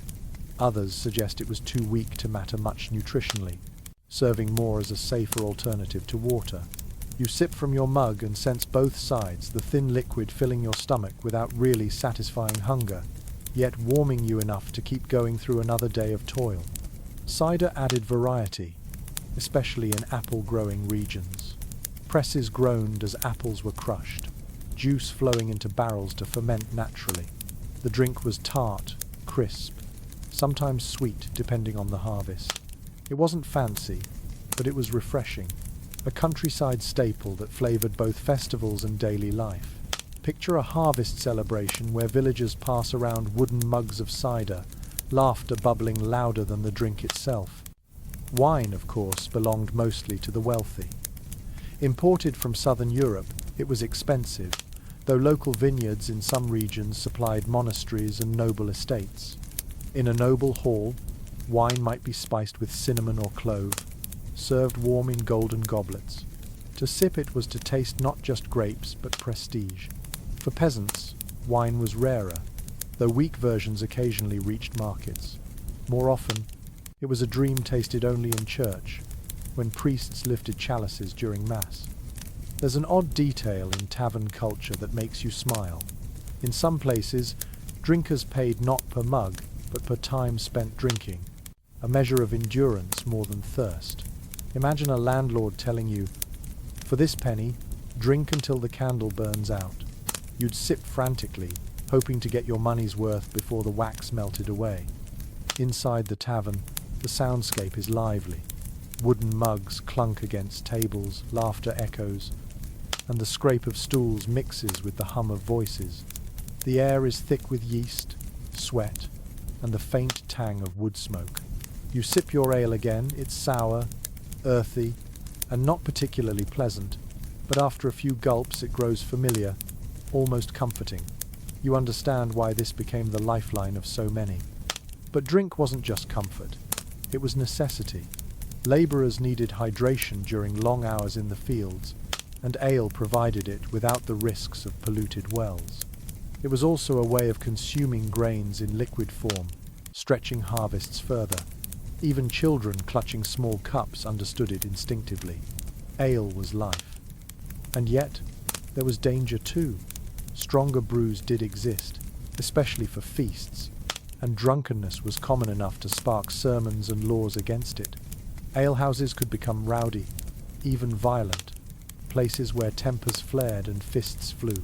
You imagine a night ending not with soft slumber, but with a scuffle spilling into the street, the taste of sour ale lingering on everyone's breath. In monasteries, brewing reached new heights. Monks perfected recipes, recorded proportions, and brewed not only for themselves, but also for charity. Their ales were stronger, richer, and in some cases, precursors to the beers we know today. You picture a monk lifting a mug after Vespers, savouring a drink that carried both devotion and craft. As night deepens, you sit back in the tavern. The benches creak under weary bodies, candles sputter low, and the last mugs are drained. You realize that medieval life wasn't possible without these drinks. They weren't indulgence, they were infrastructure, as vital as the hearth or the plough. You step outside into the cool night air. The smell of yeast clings to your clothes. The faint warmth of ale lingers in your belly. Stars gleam overhead, and the village around you is quieting. You walk away with the thought that in every sip of ale, cider, or weak wine, medieval people tasted survival and, just occasionally, celebration. The tavern's laughter fades behind you, and soon you find yourself back in a village cottage, staring into the orange glow of a hearth. Here, the story isn't about feasts, or alehouses, or markets. It's about the hands that stirred the pot, the bodies bent over the fire, the daily burden carried mostly by women. Tonight, you crouch low, watching a mother cook, her face lit by firelight, and you realize just how much medieval kitchens depended on the labor of wives and daughters. It is reliably noted in manorial and household records that cooking fell primarily to women. From dawn until nightfall, they tended fires, fetched water, ground grain, and stirred stews. Unlike noble kitchens filled with male professional cooks, the ordinary hearth was a woman's domain. You watch as she kneels on the hard earth, one hand gripping a soot-blackened spoon, the other cradling a baby, who fusses at her hip. Dinner, childcare, and survival all happen in the same breath. One strikingly human detail is how dangerous this work was. With fires burning openly, pots suspended on chains, and cauldrons bubbling, burns were inevitable. Accounts of women scarred by boiling water or flames remind us that cooking wasn't gentle, it was perilous. You imagine the sting of steam rising into her face as she lifts a lid, the sudden flare of sparks catching at her wool skirts. Even the simple act of leaning too close could leave scars for life. And yet, she keeps stirring, because there is no pause button on hunger. Specialists remain divided over how much autonomy women held in their kitchens. Some argue they had real authority, managing households, deciding what was cooked, and passing on skills to daughters. Others emphasize the lack of choice, pointing out that women cooked whatever was available, not what they desired. You watch the woman ladle out thin pottage, and you can sense both truths: control in technique, constraint in ingredients. She masters the tools, but she cannot conjure food from thin air. A curious glimpse of medieval humour survives in poems and plays that poke fun at alewives and housewives at the hearth. Jokes about burned stews, watered ale, or scolding wives circulated widely. It tells you something. The centrality of women in kitchens was so obvious it became material for laughter, even satire.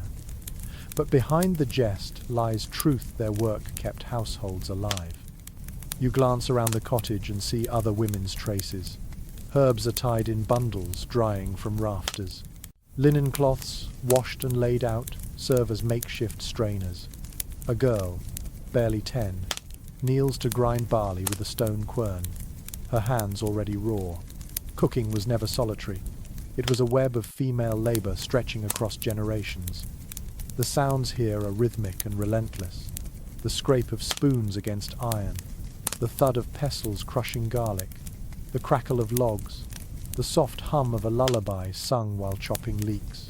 To you it feels almost musical, though for the women who lived it, it was probably monotony. Still, in the repetition lies a kind of dignity, each stir, each grind, each cut keeping the family tethered to life.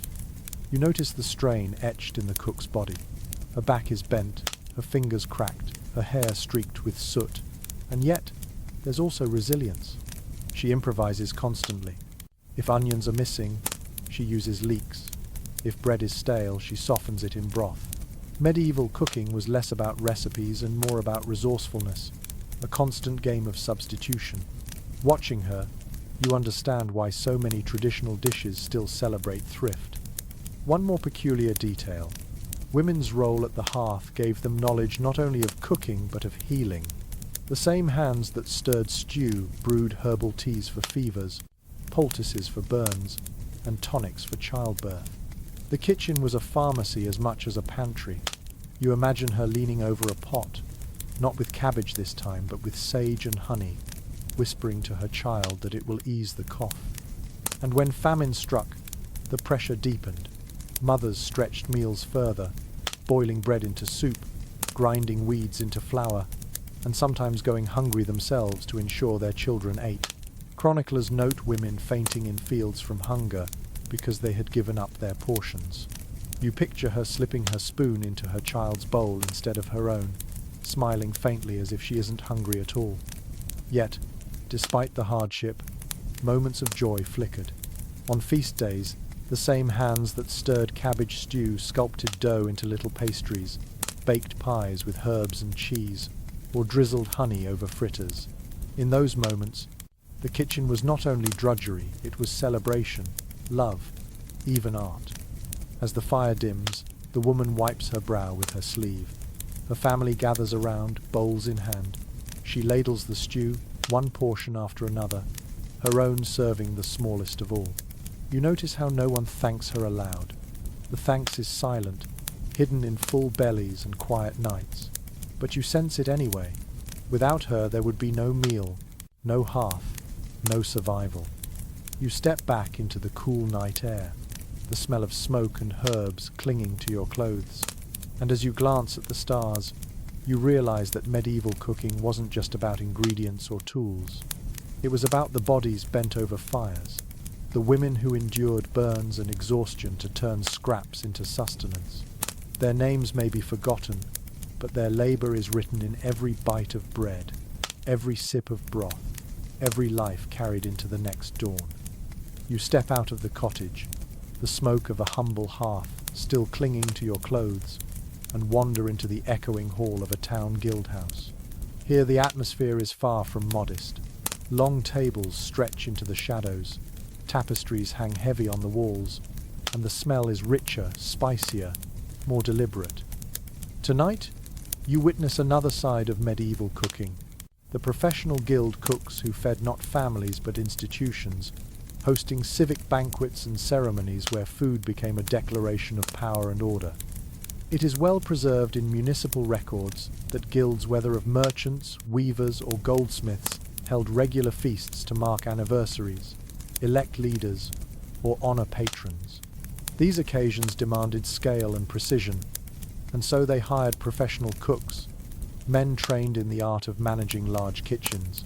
Unlike the women at the village hearth, these cooks were artisans of food, their names sometimes recorded alongside tailors and masons as respected craftsmen. The guild feast was their stage. One of the most remarkable details is how regulated these meals could be. In some cities, ordinances spelled out how much each guest was to receive. So many ounces of beef, so many loaves of bread, so much ale per head. The cooks became logisticians, ensuring fairness while still dazzling with presentation. Imagine standing in a smoky hall, hearing the measured clatter of knives as exact portions are carved, and realizing you are eating in a world where food is not only pleasure, but also contract. And then comes a delightful oddity. Some guild cooks were known for extravagant showpieces. Accounts describe jellies molded into the shapes of heraldic beasts, pies topped with intricate pastry crests, even fountains of wine flowing into silver cups. These were not everyday meals. They were edible emblems of civic pride. You picture a hall full of weary cloth merchants cheering as a pastry shaped like a lion is carried in, both dessert and mascot in one. Scholars still puzzle over whether the recipes used at these feasts truly represented common medieval taste, or whether they were unique spectacles meant only for display. Were heavily spiced sauces poured over venison a reflection of what guild members ate at home, or were they exaggerations, culinary fireworks saved for big occasions? You lean against a beam and consider both. The cook's ordinary skills elevated into rare performances, part art, part advertisement of the guild's wealth. The kitchen itself is a frenzy. Large cauldrons bubble with stews of beef and mutton, thick with onions and barley. Fires roar under spits, turning geese and rabbits. Apprentices run back and forth, fetching water, chopping herbs, wiping sweat. The professional cook in charge barks orders, his voice cutting through the din like a captain at sea. The smell is rich and layered roast meat, mingling with the sweetness of almond sauces, the spice of ginger and pepper cutting through the heaviness. You notice too the use of sugar, treated not as casual sweetness but as a material for sculpture. A mountain of candied almonds gleams on a table. Sugar paste has been molded into towers and castles, glazed with color to shine under candlelight. It's theatrical, meant to draw gasps before a single bite is taken. To eat sugar in such quantity is to consume wealth itself, for the price of sugar rivaled that of precious spices. In the hall, guild members gather, their voices rising in anticipation. Bowls of pottage arrive first. Steaming, thick, hearty, no feast can start without it. Then come platters of roasted meats, golden crusted pies, and jugs of ale. The chatter grows louder, punctuated by laughter and the clang of mugs. Eating here isn't just eating, it's solidarity, a performance of belonging to something larger than oneself. There's a faint hum of politics in the air too. Seats are arranged by rank, and the best cuts go to those of highest standing. A carver carefully slices a goose, presenting the choicest morsel to the guildmaster, while lower members receive legs or wings. Every bite reminds diners of their place in the civic hierarchy. You watch this silent choreography and realize that food itself was a language of order. A curious aside, not every guild feast ended in harmony. Records hint at drunken brawls, disputes over portions, even lawsuits against cooks accused of shortchanging their employers. Imagine a hall that began with music and ended with spilled ale, broken benches, and the cook dragged before city magistrates. Food bound people together, but it also tested their patience and pride. Still, the spectacle mattered. A guild that could throw a lavish feast declared its success to the town at large. Merchants who dined well at these events carried the memory into their business. Their loyalty strengthened. Cooking here was both craft and propaganda, every roast goose a feather in the guild's civic cap. As the feast winds down, the hall echoes with the last laughter, the shuffle of feet, the clink of empty jugs. Servants clear scraps into baskets, dogs dart in to lick bones, and the fire burns lower. You linger, smelling the last wafts of spiced wine and roasted meat, and you realize the guild cook has done his work.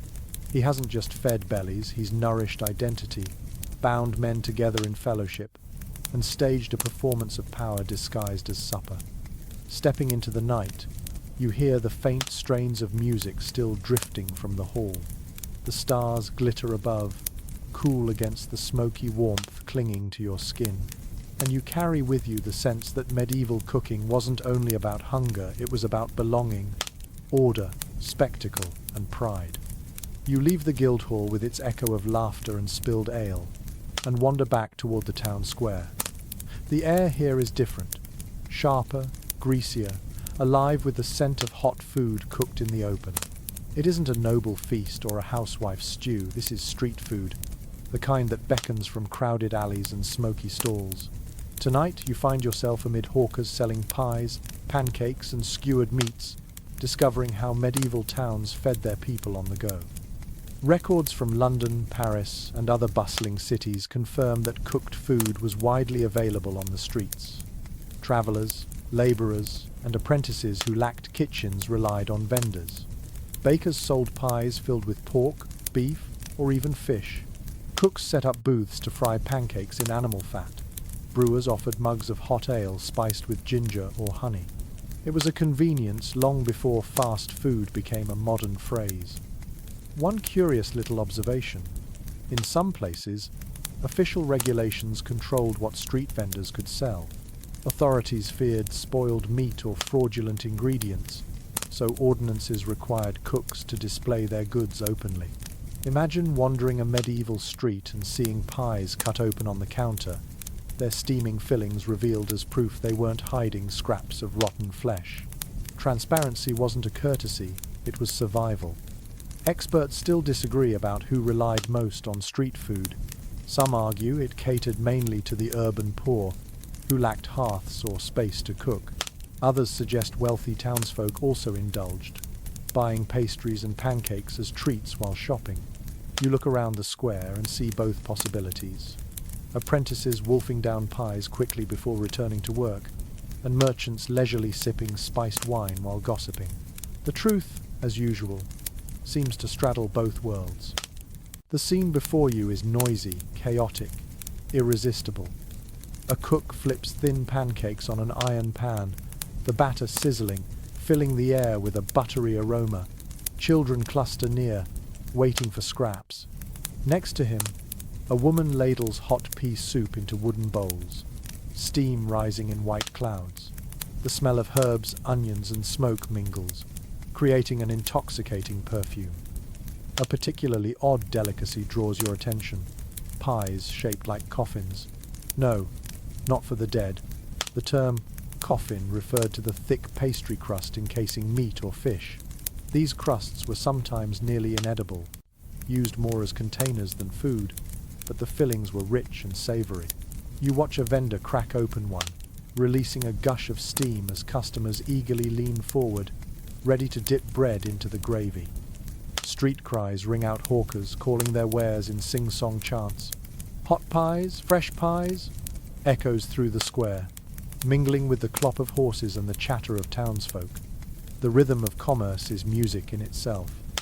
You realize these cries were part of the entertainment, each vendor perfecting a style to draw attention. It's like medieval advertising, shouted instead of printed. Another detail: not all street food was hot. Sellers offered cold treats too, like cheese, fruit, or nuts in small bags. In summer, fresh strawberries or cherries might appear on carts, bright against the grime of the city. A sweet bite of fruit could turn a dreary day into something special, just as a pie filled an empty stomach.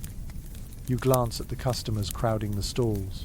Workers with grime-streaked hands clutch bowls of hot broth, savoring warmth before returning to labor. Students from nearby schools argue over philosophy while gnawing on pancakes. Even beggars wait nearby, hoping for scraps tossed aside.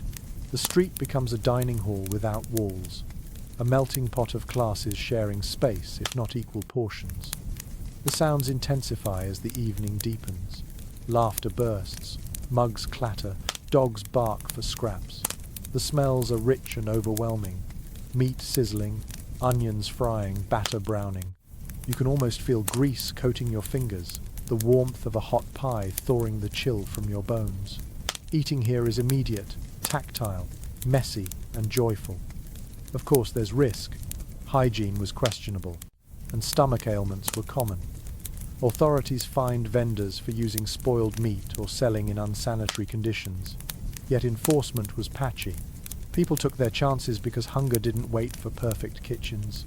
And perhaps the thrill of street food, the spice, the heat, the crowd was worth the gamble. Street cooking also shaped taste itself.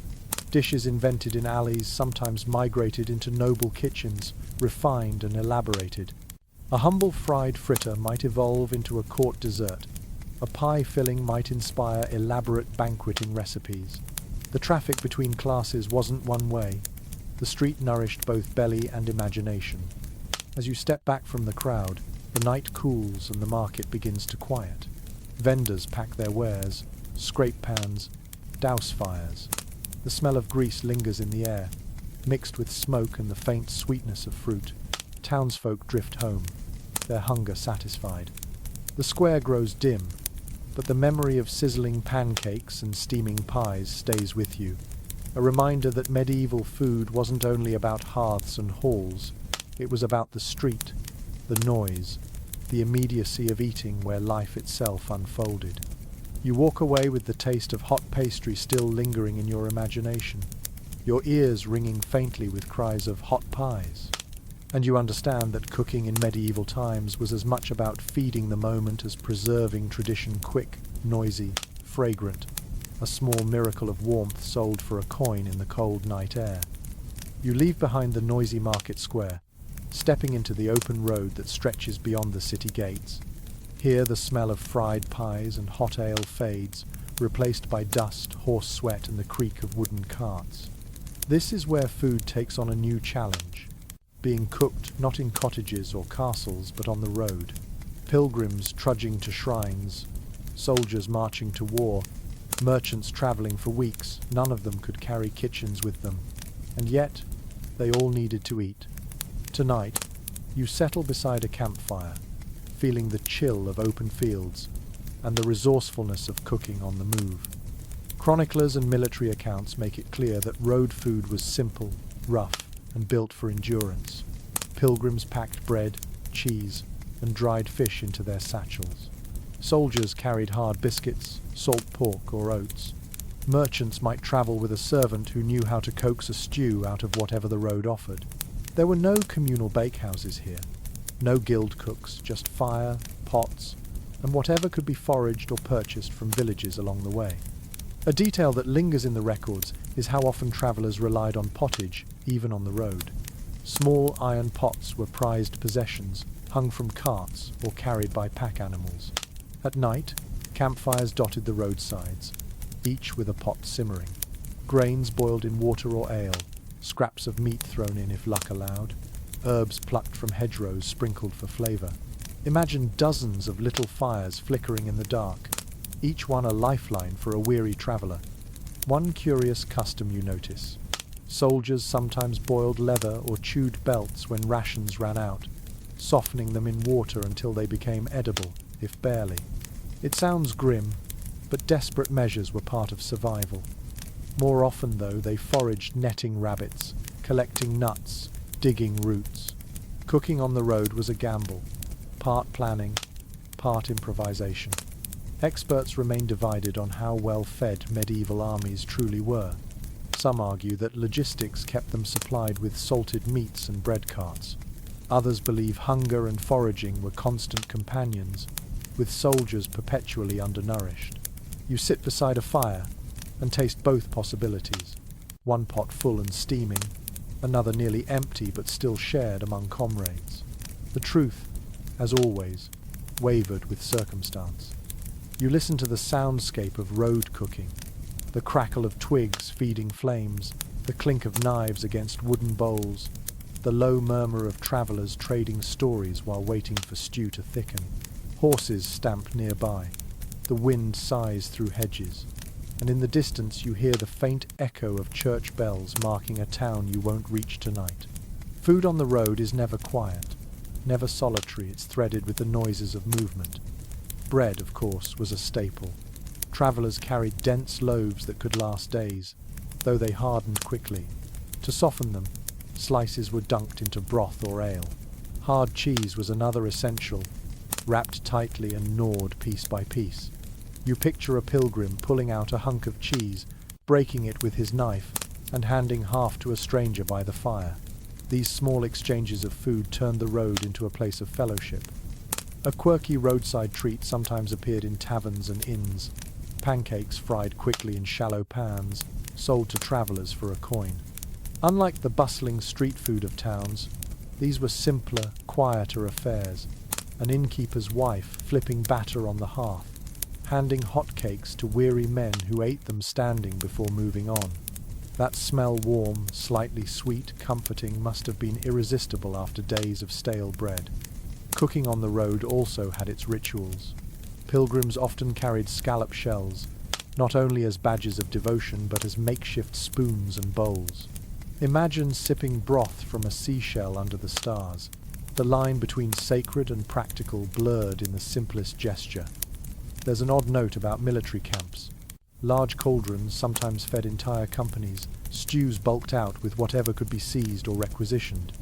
Bones, barley, cabbage, even turnip tops went in, bubbling together into a communal meal. Soldiers grumbled about monotony, but the rhythm of ladling out stew to hundreds of men gave armies a kind of cohesion. You sense how food, however plain, became a form of discipline. And of course the road was dangerous. Fires had to be built quickly and watched carefully, lest bandits or enemies see their glow. Sometimes meals were skipped entirely for the sake of stealth.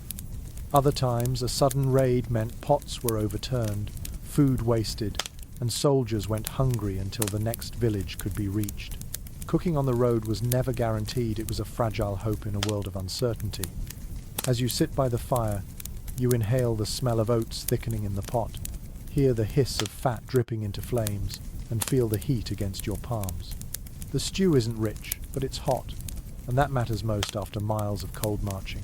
You dip bread into the bowl, chew slowly, and let your body ease.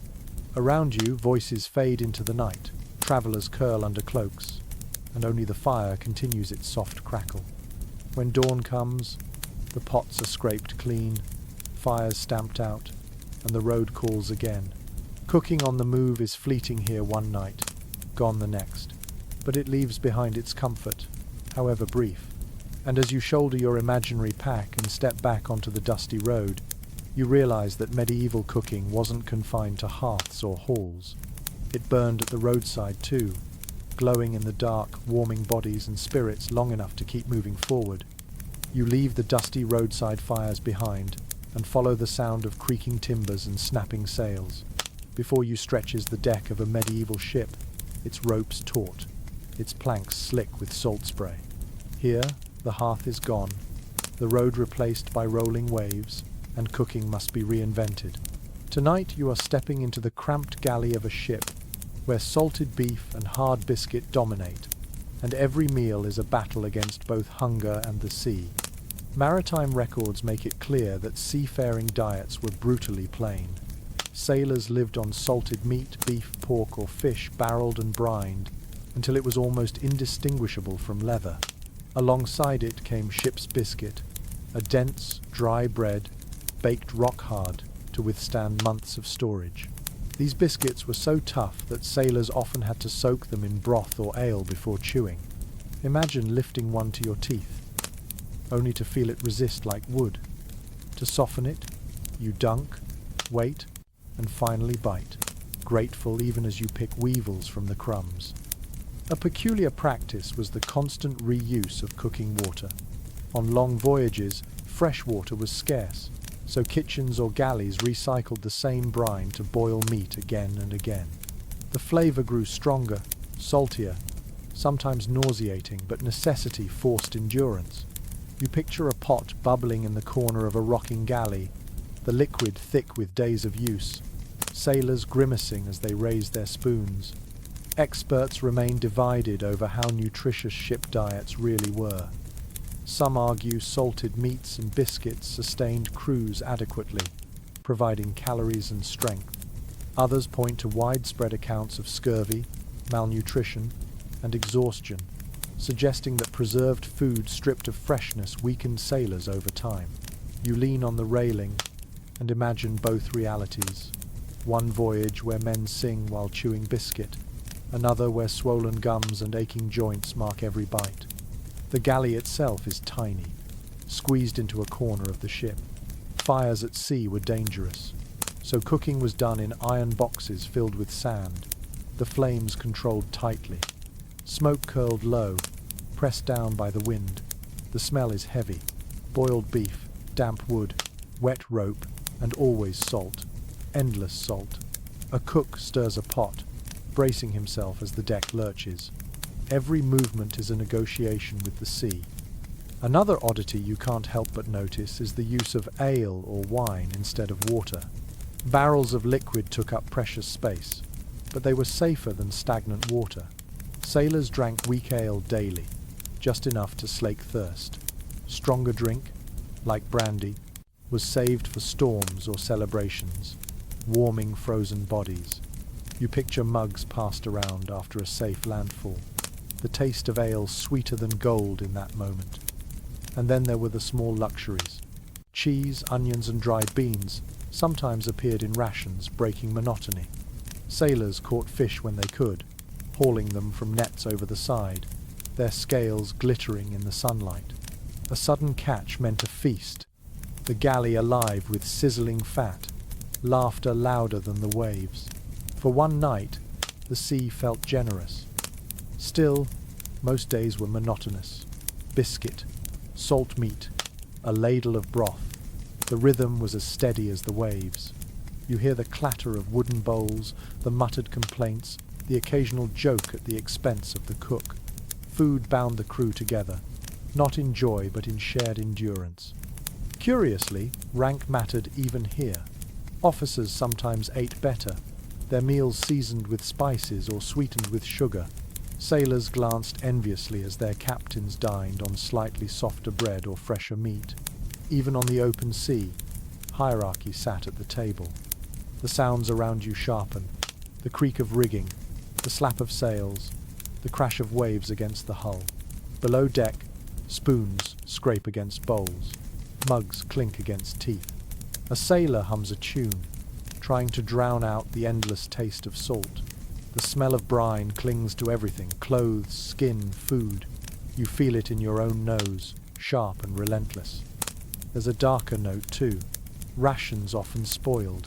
Meat went rancid, biscuit moulded. Sailors cut away the worst parts, held their noses, and ate anyway. Hunger rarely gave the luxury of refusal.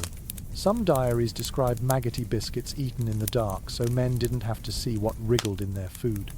You shudder, but also marvel at the stubbornness it took to chew, swallow, and live another day.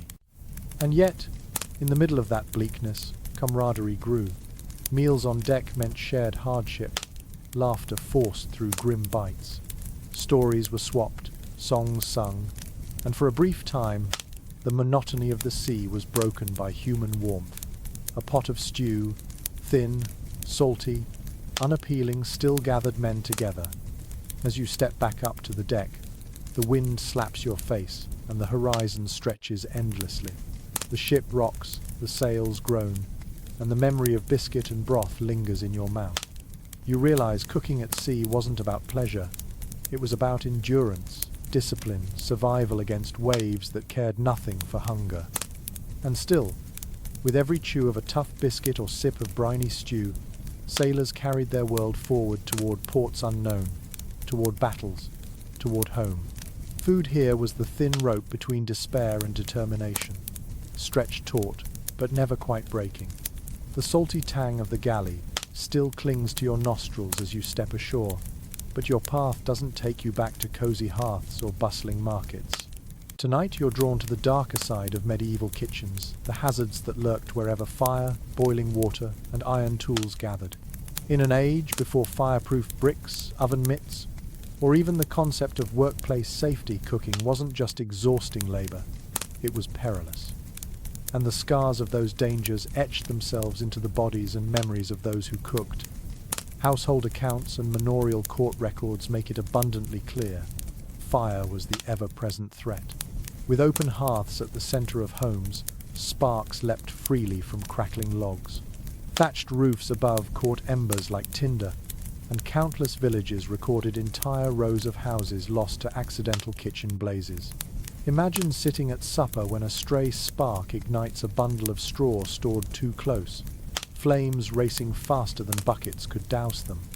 Cooking could transform a meal into catastrophe in a matter of heartbeats.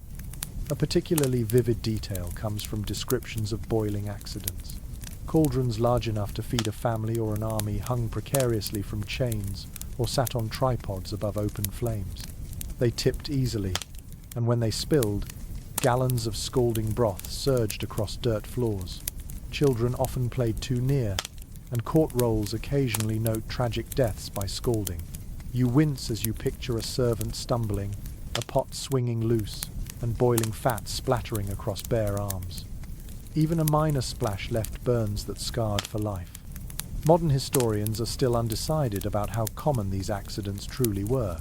Some argue that villagers, raised around fire from birth, became adept at managing risk and suffered fewer mishaps than we imagine.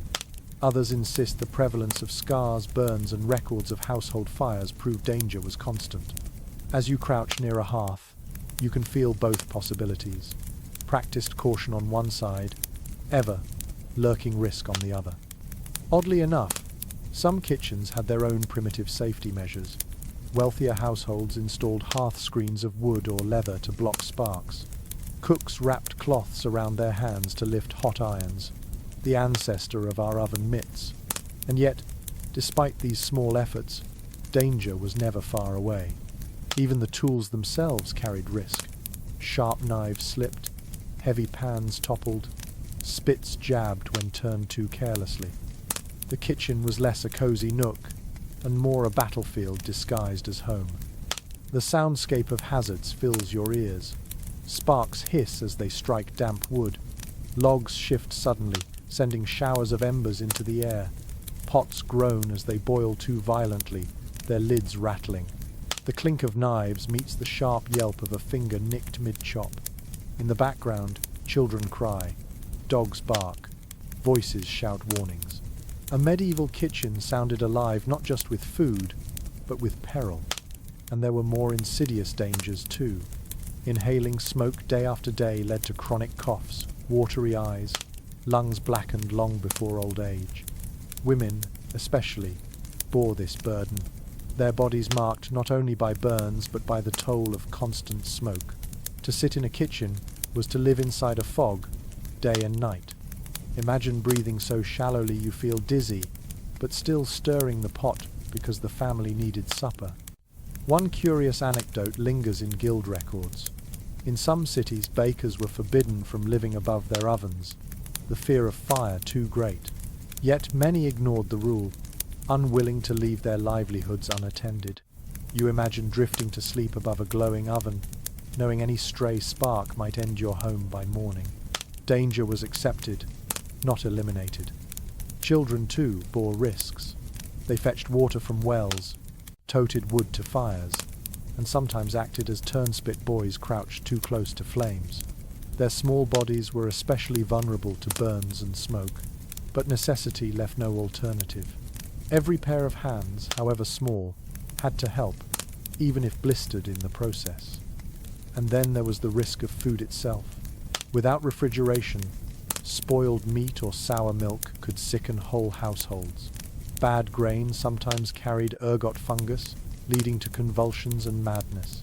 While medieval people didn't understand microbes, they knew the stomach pains, the fevers, the deaths that followed poor food. Cooking was both shield and hazard. It made food safer, but not always safe enough. The irony is striking. The same fire that symbolized warmth and life also stalked families with danger. Every meal was cooked on a knife, edged between nourishment and disaster. Yet people persevered, generation after generation, accepting burns and scars as part of the bargain of survival. As you step back from the hearth, you run a hand over a blackened beam scarred by an old blaze. The kitchen smells of smoke, fat, and faintly of charred wood that tells stories of past accidents. You exhale, realizing that medieval cooking wasn't romantic candlelight and rustic charm. It was risk taken daily, risk endured silently, woven into every spoonful of stew. The night outside feels cooler after the heat and hazard. Stars shine above roofs, still bearing soot stains from old fires. And you walk on, carrying the knowledge that every bite of bread, every sip of broth in the Middle Ages was earned not only with labour, but with risk, the peril of flame, smoke, blade, and chance. You step away from the blackened beams of fire-scarred kitchens and follow the sound of scraping pots and splashing water. The smell of smoke still lingers, but now it mingles with the acrid tang of grease and the sour scent of leftover broth. Tonight, you are not sitting beside lords or peasants. You are crouched low with the servants, the lowest of the low, those who bore the filth of medieval kitchens on their shoulders. These are the scullions and kitchen drudges, and their lives reveal the back-breaking underside of every meal. Manorial rolls and household records mention them often in passing. Boys or girls, sometimes as young as 8, tasked with the worst jobs. They hauled buckets of water, scrubbed greasy pots, plucked poultry until their hands blistered, and scoured rush-covered floors blackened with spilled fat. While noble guests admired golden pies upstairs, these servants worked knee-deep in grime below. If cooks were artisans, drudges were invisible shadows, necessary but rarely remembered. One grimly fascinating detail is the sheer volume of cleaning they faced. After a single noble feast, dozens of trenchers, those thick bread plates, had to be cleared, dried, and sometimes fed to dogs or beggars. Great cauldrons, blackened with soot and crusted with porridge, needed scraping with sand or rushes. Knives and spits, dripping with grease, were polished until they gleamed again. Imagine scrubbing iron with freezing water in midwinter, your fingers raw, only to have the same pot blackened again the next day. Researchers remain divided on whether these lowest servants were paid at all. Some suggest they earned a pittance in coin or leftover food.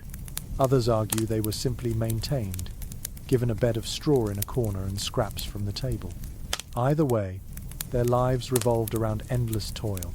You watch a boy heaving a cauldron almost too big for him, his arms trembling, and realize his contribution won't be remembered, though without him no meal could be served. A curious custom sometimes gave these drudges a bitter kind of reward. Leftover ale dregs, sour and flat, were poured into wooden cups for them. Crusts of white bread, too stale for noble mouths, became their supper. The scraps fed to servants were often better than a peasant's normal diet, yet the inequality was stark. Servants ate only after their masters, and often cold. You picture them huddled in corners, gnawing bones while laughter echoed above. The soundscape here is different from feast halls. You hear the clatter of pots tossed into troughs, the slosh of water, the scrape of sand against metal. Voices are low, weary, punctuated by sighs. Occasionally there's a sharp bark of orders from the cook, reminding the drudges of their place. The air is thick with steam and grease, clinging to skin and clothes so deeply that no washing could truly remove it. There's danger here too. Heavy spits dropped on bare toes, knives slipped in small hands, boiling broth splashed onto arms. Scullions were expendable in the eyes of employers. Another child could always be hired. And yet, for some, this work was a first rung on the ladder. A boy who scrubbed pots might someday learn to chop herbs, then stir a stew, perhaps even rise to be a cook's assistant. For most, though, the drudgery was permanent. A life of grease, burns, and exhaustion. One odd little note appears in satirical poems. Scullions were mocked for their smell. Kitchen boys, some verses sneered, reek of onions and smoke. The insult reveals a truth kitchen labour left its mark on the body itself. Smells clung to hair and skin, grime embedded in nails. Even walking through a market, their identity was betrayed by scent.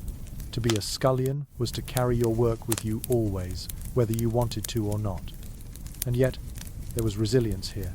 Servants joked among themselves, swapping scraps of song while they worked.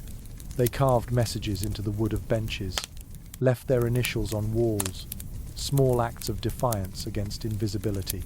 They stole mouthfuls of food when they could, laughing quietly as though sharing a secret victory. Even in drudgery, they found ways to be human. As you stand in the steam-filled scullery, you watch a girl scrub a pan until her fingers bleed. She pauses, blows on her hands, and then picks up the rag again. Around her, the others keep working, heads bent, shoulders hunched. They don't expect gratitude or comfort. Their reward is survival, a place by the fire's edge, and the hope of a meal when the masters are done. You step back into the cool night, the echo of scraping and sighing still in your ears. Above, noble halls still feast, gardens still grow, markets still bustle. But beneath it all lies this hidden labour, the drudges who scrubbed, carried, and endured so others could dine. Their names are forgotten, their faces lost, yet their toil clings to every roasted goose and gilded pie. Without them, medieval cooking would have collapsed in grease and ash. You leave the scullery's steam and smoke behind, but your feet carry you not to another hall or hearth this time, but into the quieter shadows of a cloister. Here, voices are low, footsteps deliberate, and the smell is gentler herbs drying in bundles, fresh bread baking in stone ovens, fish stewing with almonds in great pots. Tonight, you step into a monastery kitchen, where cooking was not just about feeding mouths, but about serving discipline, devotion, and the rhythms of prayer. Monastic records, particularly those from Benedictine and Cistercian houses, show just how central food was to the life of monks. Their days were measured by bells, prayer at dawn, labour at midday, reflection at dusk, and in between meals punctuated the silence. Unlike noble feasts, which shouted their wealth in spices and sugar, monastic meals whispered humility. Bread, vegetables, beans, fish, and ale made up their staples, with meat restricted except for the sick. It was nourishment for the body, but always tied to care for the soul. One detail carved clearly into monastic rules is the prohibition of meat from four-footed animals for healthy monks. This didn't mean they were starved fish, poultry, eggs and dairy were still allowed, but it shaped their diet into something distinct. You imagine sitting in a refectory, hearing only the scrape of wooden spoons and the faint drone of a monk, reading aloud from scripture while others eat in silence. For monks, food was never detached from learning and discipline. And yet, a curious contradiction runs through the history of these kitchens.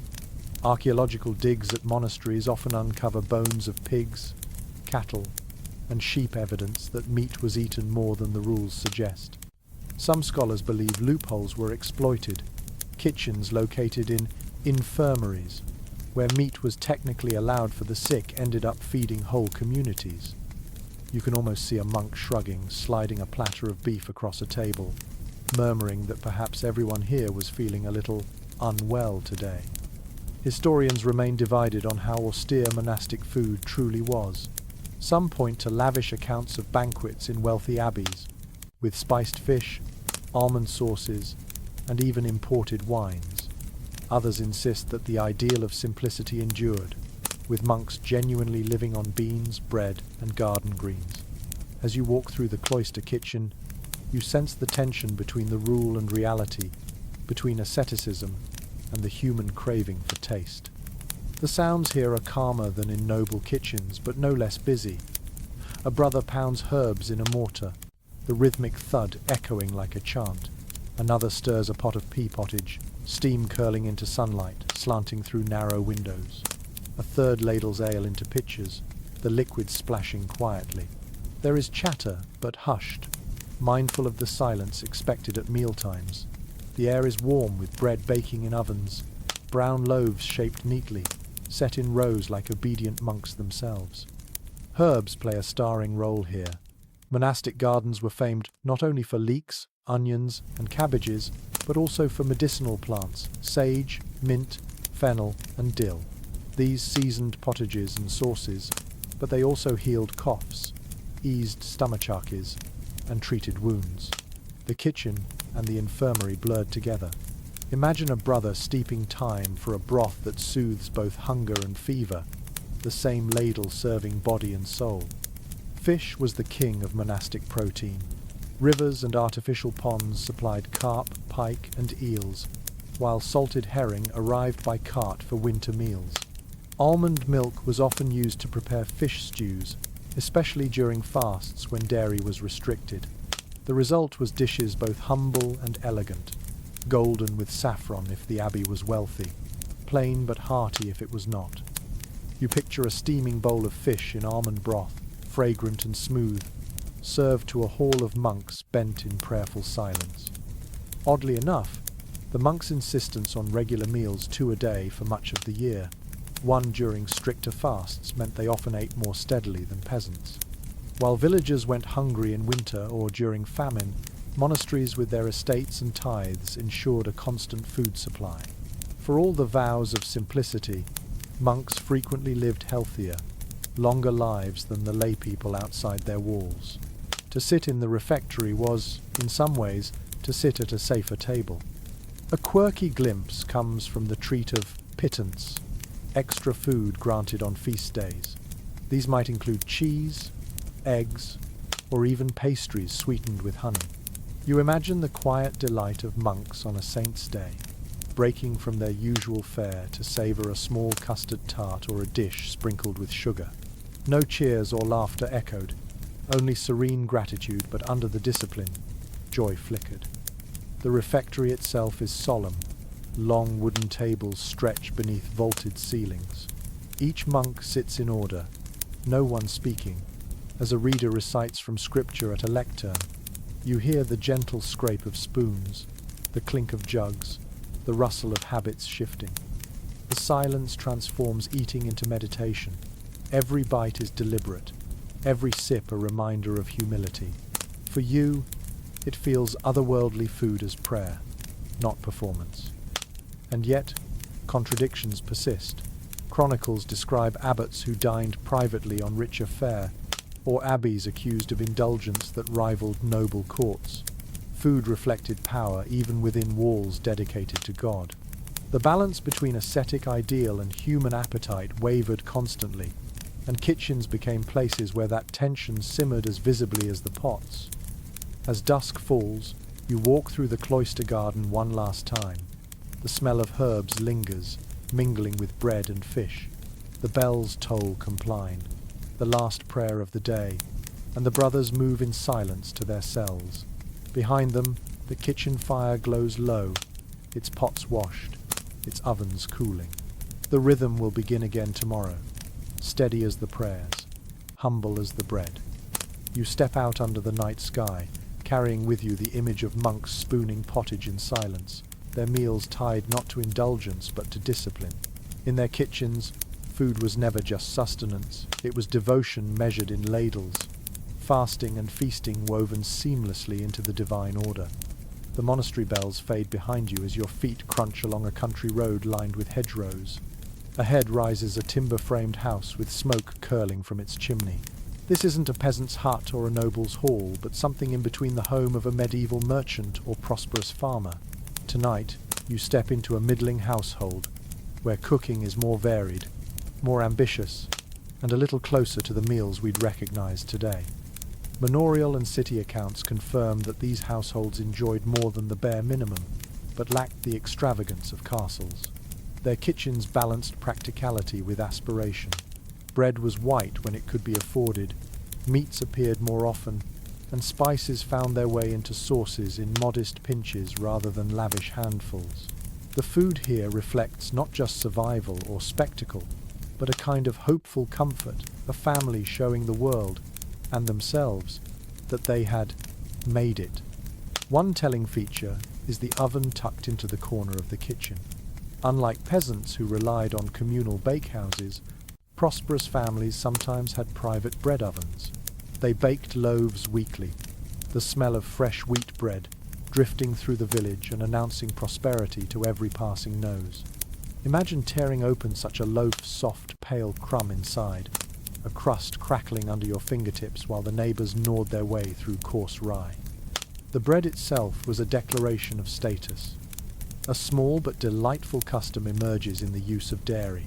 Families of means could keep cows or goats, turning milk into butter and cheese not only for their own tables but also for sale. Butter, especially, flavored dishes in ways peasants rarely experienced. A pan hisses as butter melts, onions sizzling, transforming a humble stew into something richer. That golden slick at the bottom of a pan marked a household a step above its poorer neighbors.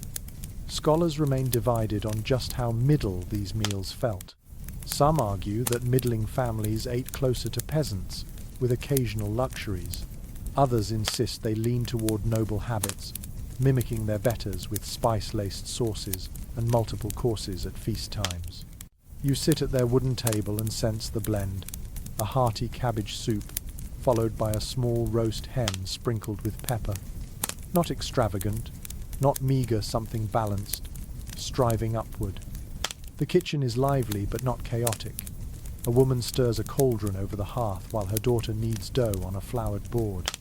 In the corner, a boy churns butter, his arms aching as the wooden dash clunks rhythmically. A servant plucks feathers from a goose, tossing them into a basket that will later be used for pillows. The smell is warm, savoury, broth thickening, bread rising, herbs drying above the fire. One curious detail is the crock of pickled vegetables resting against the wall. Prosperous families had both the means and the patience to pickle cabbage, carrots, and even garlic in vinegar, giving themselves sharp, tangy flavours through the winter. A spoonful of pickled cabbage added brightness to an otherwise heavy meat stew, a small luxury that also spoke of foresight and planning. The soundscape here is gentler than the scullery or noble hall. Dogs pad across the floor, children chatter, the fire crackles softly. Pots clink, knives chop, spoons stir. There is work, yes, but also a sense of rhythm, of routine that feels homely. The family gathers around the table. Not as equals, perhaps the father receives the choicest piece of meat, but with more comfort and balance than peasants could dream. Oddly enough, this middle layer of society helped create new flavors. Cookbooks that survive from the period often reflect their tastes. Sauces thickened with breadcrumbs and flavored with parsley or sage. Pies filled with minced meat, apples and raisins. Fritters dusted with sugar when the purse allowed. These weren't everyday dishes, but they appeared often enough to mark the household as neither starving nor extravagant.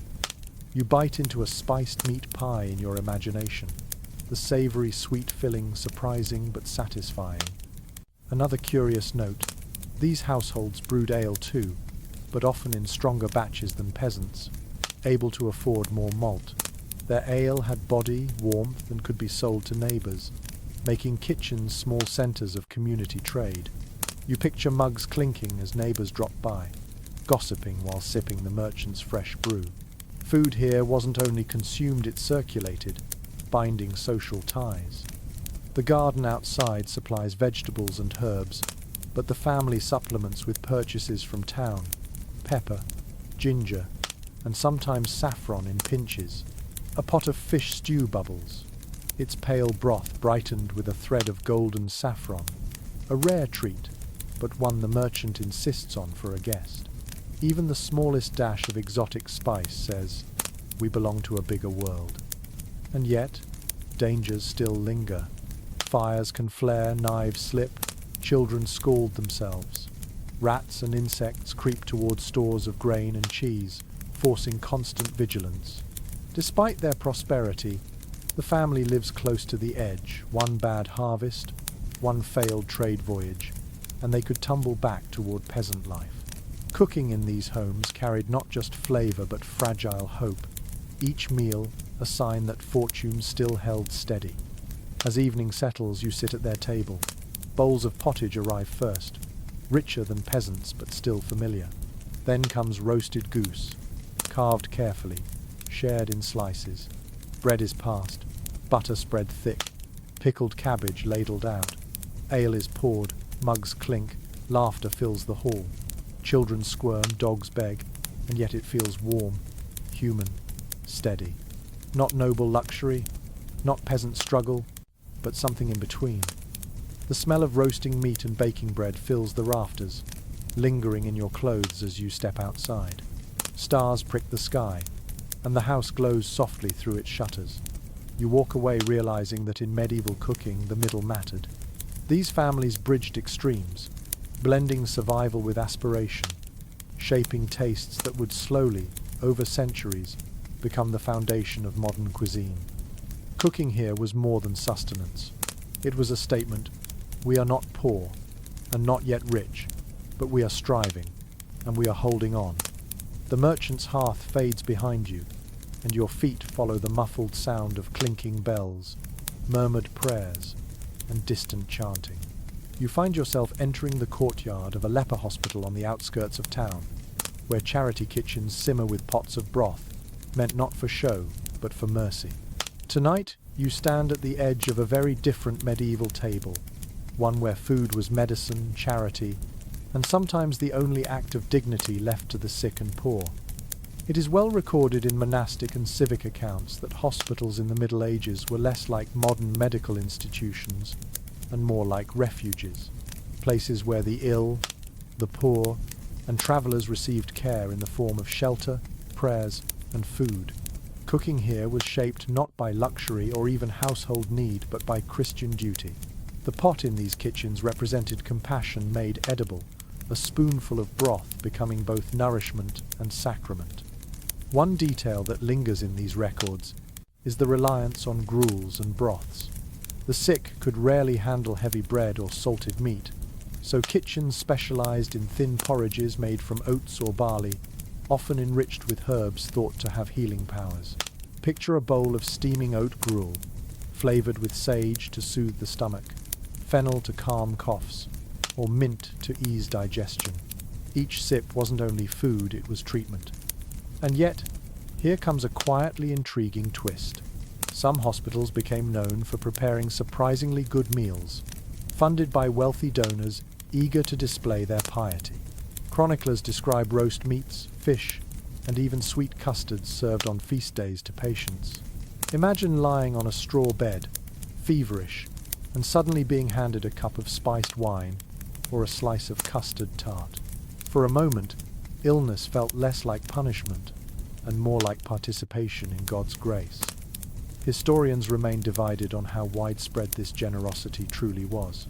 Some argue that charity kitchens fed people regularly with decent food. Others believe such accounts reflect only rare occasions, with most patients subsisting on watery broth and stale bread. You stand in the smoky kitchen, hearing both possibilities: a pot of barley gruel bubbling endlessly, and beside it, a tray of honey cakes brought out on a saint's day. Mercy was inconsistent, but it existed. The sounds here are quieter than noble halls, humbler than market stalls. You hear the scrape of ladles against cauldrons, the soft coughs of patients waiting, the murmured prayers of nuns as they stir herbs into boiling water. The smell is pungent rosemary, sage, garlic steeping in broth. Garlic especially was prized, believed to drive out sickness, its sharp scent filling the air like invisible armor. One curious custom comes from almsgiving at hospital gates. On certain days, kitchens prepared extra bread and pottage to hand out to the poor waiting outside. Long lines of beggars stretched down the road, bowls in hand, as the cook ladled thin stew into each one. It was both mercy and ritual, an extension of the church's duty. You picture the shuffle of bare feet, the clink of wooden bowls, the whispered thanks, and the quiet hope that tomorrow's pot would be just as full. Inside, the patients eat slowly, bowls balanced on their laps. Some are too weak to lift spoons, so attendants feed them gently. Others nibble bread softened in broth, their hands trembling. The silence is heavy but not hopeless. Food here is not just calories, it is comfort. Proof that someone sees you, someone cares enough to stir a pot for you. Oddly enough, medical theory shaped these meals as much as charity did. Doctors and nuns believed strongly in the humours of the body. Blood, phlegm, black bile and yellow bile, and food was prescribed to restore balance. A patient with a fever might be given cooling lettuce broth, while someone weak from blood loss might be served red wine or spiced meat to warm the body. To modern ears it sounds strange, but in the medieval world, dinner was diagnosis. A peculiar tidbit from some hospital records notes the preparation of almond milk even for the sick. Almonds were costly, but their smooth, digestible quality made them ideal for invalids. Imagine sipping a bowl of warm almond broth, creamy and slightly sweet, while lying in a straw bed surrounded by murmured prayers. For those brief moments, life's hardships eased. The danger of fire and burns haunted these kitchens too, but here the cooks faced additional burdens. Patients vomited, spilled bowls, or demanded food at odd hours. The kitchen staff became caretakers as much as cooks. A nun might chop leeks with one hand while steadying a patient with the other. Compassion blurred into labour, and labour blurred into exhaustion. Yet there were moments of grace. Feast days transformed the refectory into a place of celebration, even for the sick. Porridge gave way to meat pies, thin ale to spiced wine, watery stews to honeyed custards. For a few hours, patients feasted like nobles, and the kitchen rang with laughter instead of coughs. You imagine the joy of biting into a sweet fritter after weeks of broth, the smile spreading across a tired face. And then, when the feast ended, life returned to simplicity: barley gruel, rye bread, thin ale. But even in its plainness, that food mattered. It was survival, dignity, and charity wrapped together. You can almost taste the faint sweetness of honey drizzled into gruel, a small mercy in a world that often offered none. As you leave the hospital kitchen, the smell of herbs and broth follows you out into the night. Behind you, voices murmur prayers, ladles scrape pots, and bowls clink softly. Ahead, the town lies quiet, its streets empty, and you carry the thought with you that medieval cooking was not only about feeding the strong or entertaining the powerful, it was also about tending the weak, the poor, the forgotten. Food in these kitchens was never grand, rarely rich, often meagre, but it was infused with compassion, with the belief that to feed someone was to serve God himself. And perhaps in its simplicity, this was the most profound cooking of all. You step away from the charitable hush of the hospital and into a more raucous setting. The road ahead winds upward to a castle perched on a hill, its stone walls looming against the twilight sky. Inside, the kitchens roar not with the quiet discipline of monks or the weary sighs of scullions, but with the thunder of preparation for a feast of political consequence. Tonight, you enter the world of banqueting diplomacy, where every roasted swan and gilded pie carried not only flavour but also messages of alliance, rivalry, and power. Court rolls and chronicles confirm that medieval rulers used banquets as tools of politics. A king's feast was never merely about satisfying hunger. It was about dazzling visiting nobles, impressing foreign ambassadors, and binding vassals with the glue of shared abundance. The meal itself became a stage where alliances were negotiated between courses, and where the absence of a dish, or the placement of a guest, spoke louder than words. One fact that jumps from the records is the staggering scale of these events. At coronations or weddings, kitchens prepared hundreds of dishes, oxen roasted whole, fountains of wine flowing, custards and pies lining tables in glittering rows. You picture a hall lit with hundreds of candles, smoke curling in rafters, the air heavy with roasting meat, spices and perfume. The roar of voices and the clink of goblets is deafening. This is less a supper than a symphony of status. A strange but fascinating detail emerges in the practice of disguising food as something else. Known as subtleties, these dishes could be made to look like castles, saints, or heraldic beasts. A pie might conceal a whole bird that would fly out when cut. Sugar paste was sculpted into knights or angels, dyed with bright colours. Guests gasped, applauded, whispered in awe. It was edible theatre designed to impress and intimidate. You imagine the ripple through the crowd as a roasted peacock is served, feathers reattached, its body shimmering with gold leaf.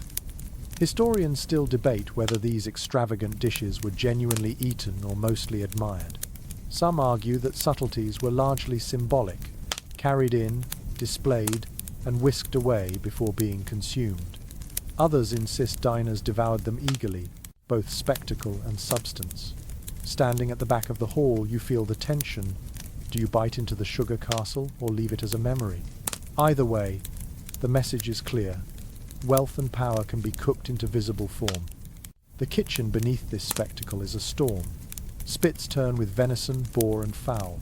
Cauldrons boil fish stews for those keeping to fasting rules. Ovens bake custards sweetened with sugar and spiced with cinnamon. Cooks shout orders. Apprentices run with trays. Dogs dart between legs scavenging scraps. The noise is relentless. The heat staggering. The smell is intoxicating. Roasted flesh, saffron, dyed sauces, honey-glazed pastries. You almost feel drunk on the aroma alone. Another curious custom, place settings themselves were symbolic. Nobles received white bread trenchers, finer and softer, while lesser guests ate from darker loaves. The closer you sat to the high table, the better your food, the finer your cup, the more spiced your dish. Seating wasn't just comfort, it was a visible map of favour and power. Imagine the quiet envy of a knight served plain mutton while his lord dined on gilded swan. You watch as the dishes arrive in a procession. Trumpets blare, servants carry platters aloft, voices hush. Each course is announced like a proclamation. First come stews thick with almonds, then pies filled with venison and prunes, then roasted cranes and peacocks, followed by sweets and subtleties. Wine flows, goblets clink, laughter rises. The hall becomes a living stage where food is the script. And yet, behind the spectacle, politics simmer. At one end of the table, an envoy tastes carefully, knowing poison is a risk. At another, two nobles whisper over their trenchers, negotiating land or marriage. Every bite is layered with meaning. You realize that food here is not neutral. It is weapon, bribe, promise, and threat all at once. A peculiar tidbit comes from descriptions of mess dining, where groups of 4 or 6 shared a platter. Each group was responsible for dividing portions fairly, creating both camaraderie and potential tension. Imagine sharing a roasted goose with 3 others, each eyeing the choicest piece, testing trust and manners in equal measure. It's a microcosm of politics itself, played out on a plate. The soundscape is thunderous. Minstrels play lutes and drums, servants shout orders, guests laugh loudly. Dogs bark, fighting for scraps under tables. The hall rings with spectacle, but beneath it lies calculation. To refuse a dish might insult the host. To eat heartily shows trust. Toasting becomes ritual. Goblets raised not just in cheer, but in affirmation of alliances. Every swallow becomes performance. And while nobles gorge, servants wait to swoop in for leftovers. Chronicles describe tables stripped bare, scraps carried to the poor waiting outside. Whether this was genuine charity or another performance of piety remains debated, but the line of beggars at the castle gate made the contrast clear. Excess within, hunger without. What lingers most is the theatricality of it all. These feasts weren't just meals, they were political theatres where the kitchen became diplomacy. Spices showed access to trade networks, sugar sculptures displayed wealth, roasts proved abundance. Even silence or the lack of a dish could send a message. To eat in a medieval hall was to read a language written in bread, meat, and sauce. As the feast winds down, the air grows heavy with smoke and sweat. Candles gutter, goblets stand empty, guests slump full and flushed. Minstrels play softer now, voices lower. Servants clear bones and trenchers, dogs lick greasy floors. Tomorrow the hall will smell sour, but tonight it still gleams. You step outside into the cool night. Behind you the castle glows, its kitchens still echoing with clatter. Ahead, the stars stretch wide, and the countryside sleeps in silence. You walk away with the realization that medieval cooking wasn't only about feeding, it was about showing, dazzling, manipulating. In noble halls, food became spectacle, and in spectacle, politics simmered unseen, shaping alliances as surely as treaties signed on parchment. The noise of the banquet hall fades, its trumpets and laughter swallowed by the quiet countryside. Your path carries you away from castles and cloisters, away from markets and hospitals, and into the hushed rhythm of an ordinary village night. Here the light is softer, the air cooler, and the only sound is the crackle of hearth fires through half-open shutters. Tonight, you step into the stillness of a villager's kitchen after dark, where cooking is no longer a spectacle, but a slow, private ritual. It is noted in household accounts that evening meals were usually the simplest of the day. Bread, perhaps a little cheese, and a pot of pottage left to simmer low on the embers. Unlike feasts or markets, nothing here clamours for attention. The meal is functional, quiet, and shared by candlelight or the glow of the fire. You sit down on a rough bench and realize that in many ways, this is the truest face of medieval cooking, unadorned, uncelebrated, but steady as the seasons. One grounded detail comes from descriptions of sop, bread soaked in broth or ale to soften it. Families used trenchers or even old loaves, ladling hot liquid over them until they swelled and became edible again. It was economical, no crumb wasted, and comforting on cold nights. You picture children dunking crusts into the pot, steam curling upward, their faces glowing orange in the firelight. A curious little practice was the reuse of embers to keep food warm through the night. Porridge or stew was pushed to the hearth's edge, where the heat lingered, ensuring something warm could be ladled in the morning. Families sometimes referred to this as keeping the pot alive. You imagine waking before dawn, scooping a spoonful from the same stew that had fed you the night before, its flavour deepened by hours of quiet simmering. Scholars remain divided on whether evening meals were truly communal or staggered. Some argue families always ate together, the hearth acting as a sacred gathering point. Others suggest hunger dictated order. Fathers or labourers ate first, while wives and children finished what remained. You watch a scene unfold, a father dipping first into the pot, then handing the spoon to his wife, who ensures each child receives a portion. The truth lies somewhere in that mixture of care and hierarchy. The soundscape of night kitchens is gentle. Logs pop and crackle. A baby whimpers, soothed quickly with a crust dipped in warm broth. Dogs shuffle closer to the hearth, paws twitching as they dream. Outside, an owl hoots. The fields lie silent. Compared to the roar of noble feasts, this hush feels like balm. Cooking here is not about performance, it is about ending the day with warmth. Bread dominates the table, but not white wheat loaves. Here, bread is brown, coarse, sometimes streaked with bran or beans. A mother cuts slices with a careful hand, passing each piece in turn. Alongside, A small bowl of peas or beans stewed with leeks provides substance. Cheese, crumbly and tangy, may appear if the family kept goats or cows. You take a bite in your imagination, the sharp saltiness cutting through the heaviness of bread and broth. Another curious observation is the role of storytelling during these meals. Chronicles and folk tales mention families swapping stories at night, their voices low, their bodies leaning close. Food wasn't only nourishment, it was the setting for oral tradition. You can almost hear a father telling of saints or heroes while his children chew bread slowly, the rhythm of his voice weaving history into the ordinary act of eating. Candles or rushlights sputter, their smoke mingling with the scent of stew. The flickering light softens the edges of faces, hides the soot stains on walls, and makes the cottage feel briefly magical. Even poverty glows warmly for a moment. To you, sitting in that corner, the air feels heavy with simplicity yet filled with quiet dignity. And yet, hunger never disappears completely. Portions are small, bowls not always full. A child scrapes at the last bit of broth, hoping for more.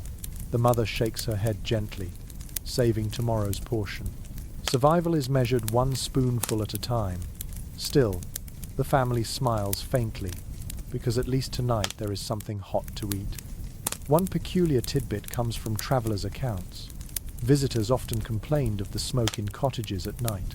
Without proper chimneys, the rooms filled with haze, stinging eyes and lungs. But villagers tolerated it, accustomed to living inside clouds of wood smoke. You blink as your eyes water, realizing this was the price of warmth and supper combined. As the meal ends, bowls are licked clean, scraps tossed to the dog, and the pot is nudged back to the coals. Children curl into straw beds, bellies warmed just enough to fall asleep. Parents whisper softly, their voices mingling with the faint hiss of embers. Silence deepens until only the steady breathing of sleepers and the occasional pop of wood remain. This nightly rhythm repeated for centuries, unchanged across villages. No gilded pies, no peacock feasts, just bread, broth, cheese and firelight. And yet, in its plainness, lay the strength of medieval life. Without these quiet suppers, there could be no markets, no guild feasts, no noble banquets. The grand stages rested on the humble scaffolding of nightly bowls of pottage. As you step out into the night, the cottage behind you glows faintly, smoke curling from the roof. Stars scatter above fields, and the village lies hushed. You walk away, carrying the memory of warmth, of simple broth on coarse bread, of whispered stories told by firelight. Medieval cooking was not only about spectacle or survival, it was also about these small, steady rituals of home. The quiet of the village hearth still lingers as you walk farther into the countryside, where the land itself tells a story of food. The wind smells faintly of tilled soil and manure, and in the distance you hear the creak of a plough pulled by oxen. Tonight, your path leads not into a kitchen, but into the open fields, where farming and food production began long before pots and pans transformed it. For without the fields, no hearth, no banquet, no market could exist. Cooking in the Middle Ages started with the soil. It is firmly recorded in manorial accounts and agricultural treatises that most medieval people lived directly from the land. Grain was king oats, barley, rye, and where possible, wheat. These grains became bread, pottage and ale, the staples of everyday diet. Every autumn, harvest time was a frenzy. Men cutting, women gleaning, children carrying sheaves. A family's survival through winter hinged on these few weeks. Imagine the fields humming with scythes, the air thick with the smell of ripe grain, the sound of laughter mixed with anxiety. One strikingly curious detail is the communal nature of farming. Villages operated on the open field system, where strips of land were worked by different families but shared in rotation. No fences divided them. Cooperation was essential. Families helped each other with ploughing and sowing, and the rhythm of planting and harvesting bound communities together. You picture men trudging side by side behind ploughs, their breath steaming, while women scatter seed in wide arcs across the soil. Food production was less individual effort than collective choreography. Scholars continue to debate how efficient this system truly was. Some argue it was wasteful, leaving land fallow too often. Others insist it was sustainable, protecting the soil from exhaustion and ensuring everyone had a stake. As you stand in the windswept field, you sense both: the frustration of slow progress, the relief of shared survival. The soundscape of agriculture is steady and rough. Hooves thud into mud, plough blades scrape against stones, sickles swish through stalks, carts rattle under the weight of sheaves. Voices rise in calls across the fields, punctuated by the barks of dogs guarding livestock. It's not glamorous, but it is the heartbeat beneath every medieval meal. Grain wasn't the only crop. Beans, peas, cabbages and onions filled gardens and fields, supplementing diets. Turnips and parsnips provided bulk, while leeks thrived in damp soil. Orchards of apples and pears dotted villages, their fruit stored in straw or pressed into cider. In autumn, the smell of fermenting apples drifted across lanes, sticky sweetness mingling with smoke. You pluck an apple in your imagination, crisp, tart, eaten fresh or stewed into pies. A peculiar tidbit surfaces in medieval farming records. Pigeons, often seen today as nuisances, were prized food. Lords kept dovecotes, tall towers filled with nesting pigeons, and their meat and eggs were delicacies. The constant cooing of doves became the background music of rural estates, their wings providing meat for pies when other supplies ran low. Livestock shaped cooking too. Pigs foraged freely in woods, their grunts echoing as they rooted through acorns. Sheep grazed on hillsides, their wool more valuable than their meat, but still contributing mutton stews. Chickens scratched in every yard, laying eggs that slipped into pottages or custards. Cows gave milk for cheese and butter, their lowing punctuating the countryside. You realize every sound, the grunt, the bleat, the crow, was a promise of food to come. And yet, famine hovered always at the edges. A single bad harvest could send communities spiraling into hunger. Chronicles describe desperate years when bread was mixed with beans, acorns, or even ground ferns. You imagine chewing that bitter loaf, the taste of survival more than nourishment. Fields were both generous and fickle, their bounty never guaranteed. Oddly enough, weather was discussed as passionately then as celebrity gossip is now. Chroniclers note years of endless rain, when grain rotted in fields, or summers of brutal drought, when nothing sprouted. Food began and ended with the sky. A good year meant festivals. A bad one meant prayers, rationing and thin stews. You hear the sigh of wind over empty fields, and you understand the terror of a failed harvest. Processing the harvest was itself a ritual. Women ground grain in querns or carried sacks to mills, where water wheels clattered as stones crushed kernels into flour. The smell of flour dust-filled barns, coating skin and clothes. The miller, often mistrusted for skimming extra, became a figure of both necessity and suspicion. Every loaf of bread, every sip of ale began with this labour. The agricultural calendar dictated cooking. In spring, pottages brimmed with fresh greens, sorrel, spinach, leeks. In summer, fruit and fish abounded. In autumn, pork from slaughtered pigs filled pots, paired with apples and herbs. In winter, dried beans, salted meats, and pickled vegetables dominated. The rhythm of cooking mirrored the rhythm of soil and sky. One odd custom tied directly to food production was the harvest feast. After fields were cleared, villagers gathered to celebrate. Bread baked from the first grain, ale brewed from the first malt, meat roasted from freshly slaughtered pigs, all shared in communal joy. These meals, though simple, were sacred gratitude given for survival, hope whispered for another year. You can almost hear the fiddles playing, mugs clinking, children darting between tables while parents laugh despite exhaustion. The sensory richness of the fields clings to you as you leave. You smell the damp soil, the sweetness of apples, the smoke of burning stubble. You hear the calls of men driving oxen home, the creak of wheels, the soft cluck of hens settling in for night.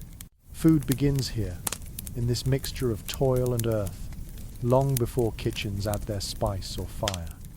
As twilight deepens, you step back onto the road, fields stretching behind you like patchwork quilts.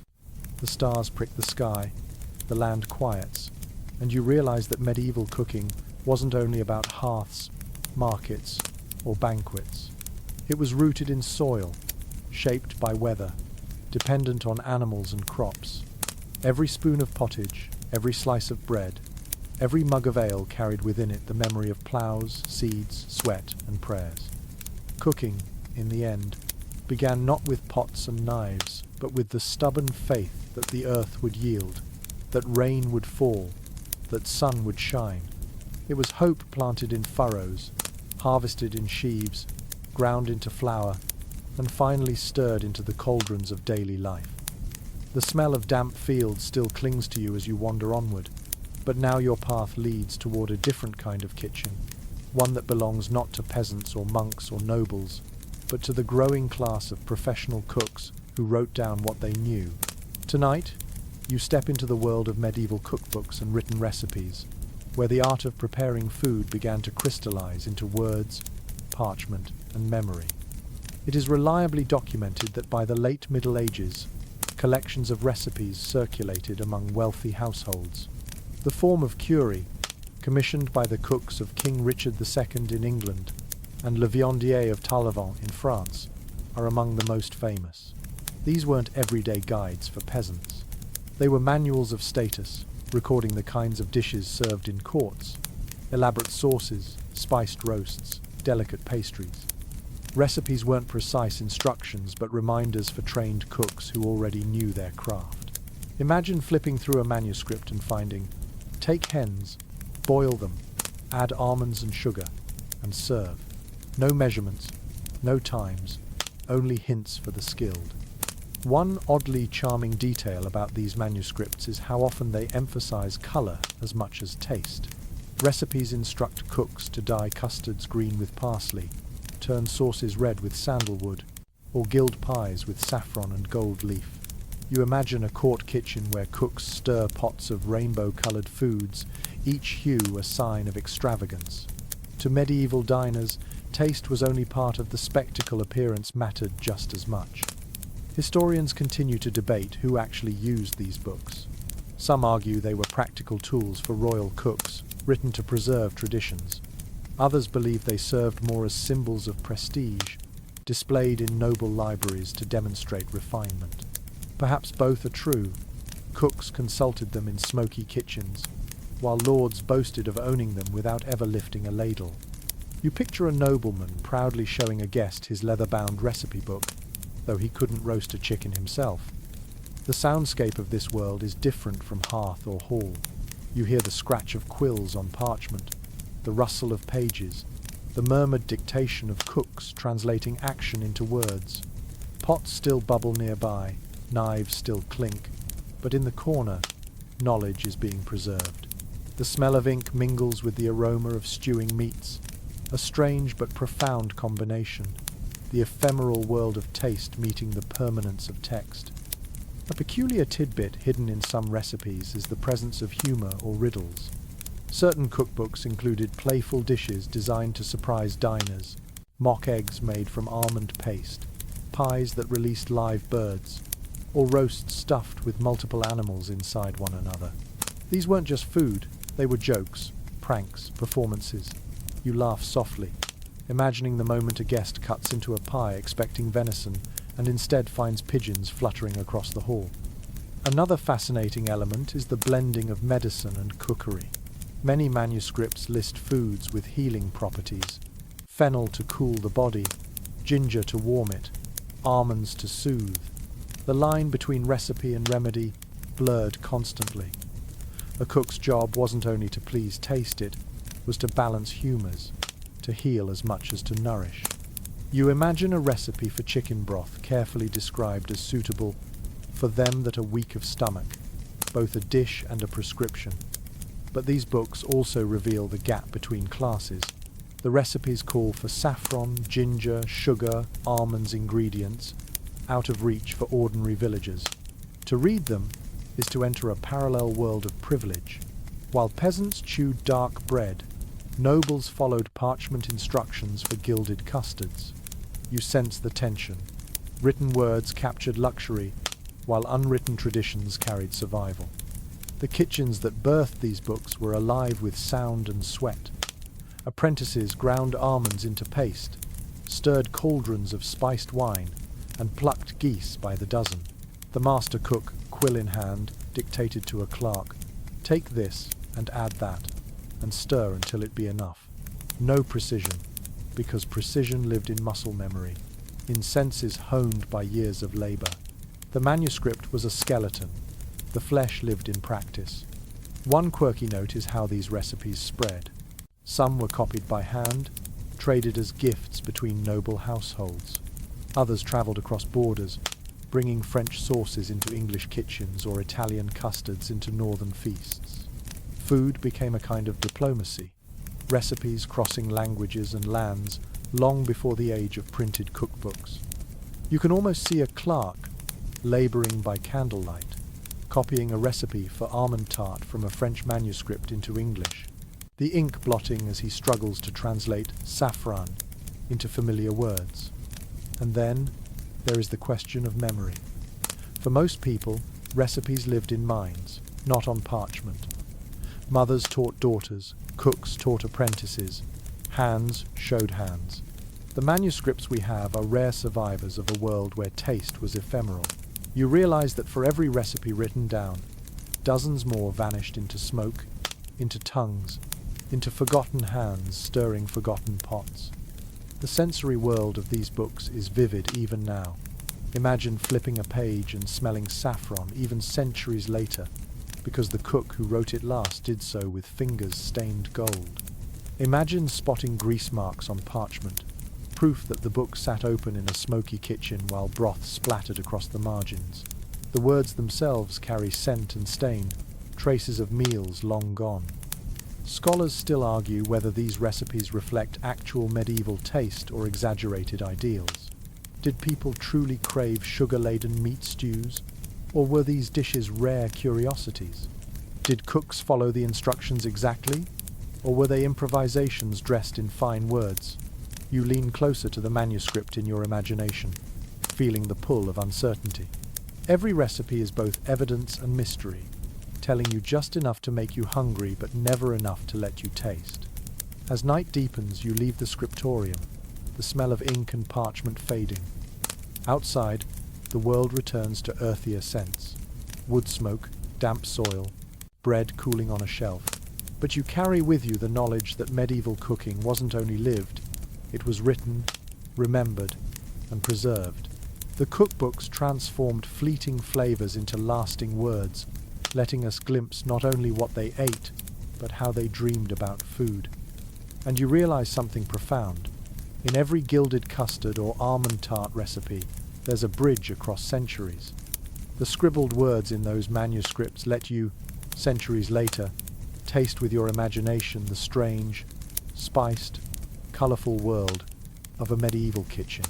Cooking became not just survival or spectacle, but memory itself, inked, preserved, shared. The smell of parchment and saffron lingers faintly in your imagination as you step back out into the open night. The journey has carried you through hearths and halls, markets and monasteries, fields and ships. And now, as the medieval world quiets around you, it is time to consider what all of it left behind. Tonight you stand at the threshold of modernity, looking at the legacy of medieval kitchens and how their methods echo on our tables today. It is firmly established in culinary history that many of our staples, bread, beer, cheese, pies and stews, took their familiar forms in the Middle Ages. The techniques may have been crude compared to modern ovens and mixers, but the foundations were laid here. The daily pottage of peasants, simmered endlessly over embers, lives on in the hearty soups and stews we still ladle on cold evenings. The roasted meats of noble halls have their descendants in our Sunday roasts. Even the communal act of breaking bread, so essential to village life, still shapes how we gather at tables. One fascinating little thread is how certain medieval quirks became timeless. The communal bakehouse, for example, survives in the neighborhood bakery. Where once villagers carried baskets of dough to the village oven, we now stroll to bakeries for loaves baked by others. The habit of dyeing foods with saffron or herbs continues in our desire for food presentation, no longer gold leaf on swans, but colorful garnishes on plates. The theatrical impulse never left us. It just traded castles for restaurants. Scholars continue to debate how much of medieval taste we would actually enjoy today. Some argue the heavy use of spices, the sweet savory blends, would shock modern palates. Others point out that dishes like spiced cider, meat pies with fruit, or almond-based desserts feel remarkably familiar. You imagine sitting down to a medieval table and finding both comfort and surprise. Pottage warm and recognizable, but venison sweetened with sugar leaving you puzzled. Perhaps the greatest legacy is this tension food, as both continuity and change. The sensory echoes are strong. When you taste a hunk of crusty bread, you are not far from a peasant breaking his coarse loaf. When you sip ale, you share in the daily ritual of villagers who brewed for survival. A spoonful of custard links you to monks, savouring a rare pittance on a feast day. Every modern meal, however ordinary, carries whispers of medieval kitchens, like voices heard faintly through smoke. Oddly enough, even our fears of food trace back to them. Concerns about hygiene, spoilage and fire remain, though we fight them with refrigerators, fire codes, and food safety laws. The dread of famine shaped their cooking, and echoes in the way we preserve, store, and regulate food today. You realize that our obsession with expiration dates and refrigeration is just another chapter in humanity's long battle with rot. Another inheritance lies in the very idea of recipes. The written manuscripts of the late Middle Ages became the ancestors of modern cookbooks.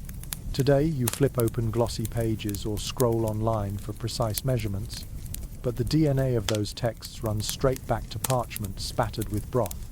A cook once scribbled, "Add saffron until it be enough," and now we measure teaspoons, but the impulse to record, share, and teach remains unchanged. The soundscape of legacy hums softly around you. A modern kitchen hums with electric stoves and refrigerators, but the clatter of knives, the hiss of fat, the smell of herbs frying in pans, it's all ancient. You close your eyes and realize you could be in a medieval kitchen if you strip away the appliances. The rhythm of chopping, stirring, tasting hasn't altered. And here lies the most poignant truth. Food was always about more than eating. In noble halls it was politics. In monasteries it was devotion. In cottages it was survival. In markets it was community. On roads and ships it was endurance. That pattern never disappeared. We still use meals to negotiate deals, celebrate faith, survive hardship, and gather with loved ones. The medieval kitchen set that pattern firmly, and we live inside it still. One curious relic still sits on our plates: pies. The medieval coffin, a thick crust used as container more than food, evolved into the pastry pies we now adore. What began as a vessel for meat became a dish in its own right. Next time you cut into an apple pie, remember it descends from a medieval cook sealing venison inside hard crusts to preserve it. History lingers in sweetness. Even the medieval suspicion of water has its echo. We drink bottled water, filtered and purified, just as they drank ale to avoid sickness. Their mistrust of rivers foreshadowed our own anxieties about contamination. The story of food is also the story of fear, one we inherit quietly. As you stand in this imagined twilight, the medieval world begins to dissolve. The smells of smoke, broth, and spice drift away. The sounds of knives, bells, and laughter fade. You are left with the realization that cooking in medieval times was never quaint or distant. It was the groundwork of what you taste today. And so, your long, wandering narrative closes not with spectacle, but with continuity. Every loaf you eat, every soup you stir, every sip you take carries centuries in its flavor. The medieval kitchen has not vanished. It lives quietly in yours, in every recipe you follow, in every fire you light, in every table you gather around. And now, as the embers of this long journey burn low, you can let your breathing slow with them. You've wandered through smoky halls and quiet gardens, through bustling markets and silent monasteries, through seas and fields, and back into your own kitchen. Each place had its smells, its sounds, its flavors. Together, they weave a story that is both distant and deeply familiar. You can feel the softness of coarse bread between your fingers, hear the gentle simmer of a pot on the embers, taste the sweetness of honey or the sharpness of ale. These small sensations, imagined across centuries, are strangely soothing. They remind you that humans, no matter the age, found comfort in warmth, in flavor, in the act of eating together. Let your mind soften around those images. The clatter of feasts fades into silence, the smoke of hearths thins into cool air, and the bustle of markets grows faint, as though drifting into dreams. Picture yourself sitting quietly in a cottage, the only sound, the crackle of a dying fire, the only smell, the faint trace of herbs and bread. Outside, the medieval night is dark and still, stars scattered above fields that have fed countless generations. And you, lying here now, are part of that same rhythm. Your meals may come from ovens and stoves instead of hearths and spits, but the thread connects unbroken. Cooking is memory, survival, and care all carried forward. So close your eyes, let the past settle gently in your imagination, and drift as though on a quiet stream. The story has carried you far enough. Sleep comes easily now, soft as bread, steady as fire, timeless as the taste of home.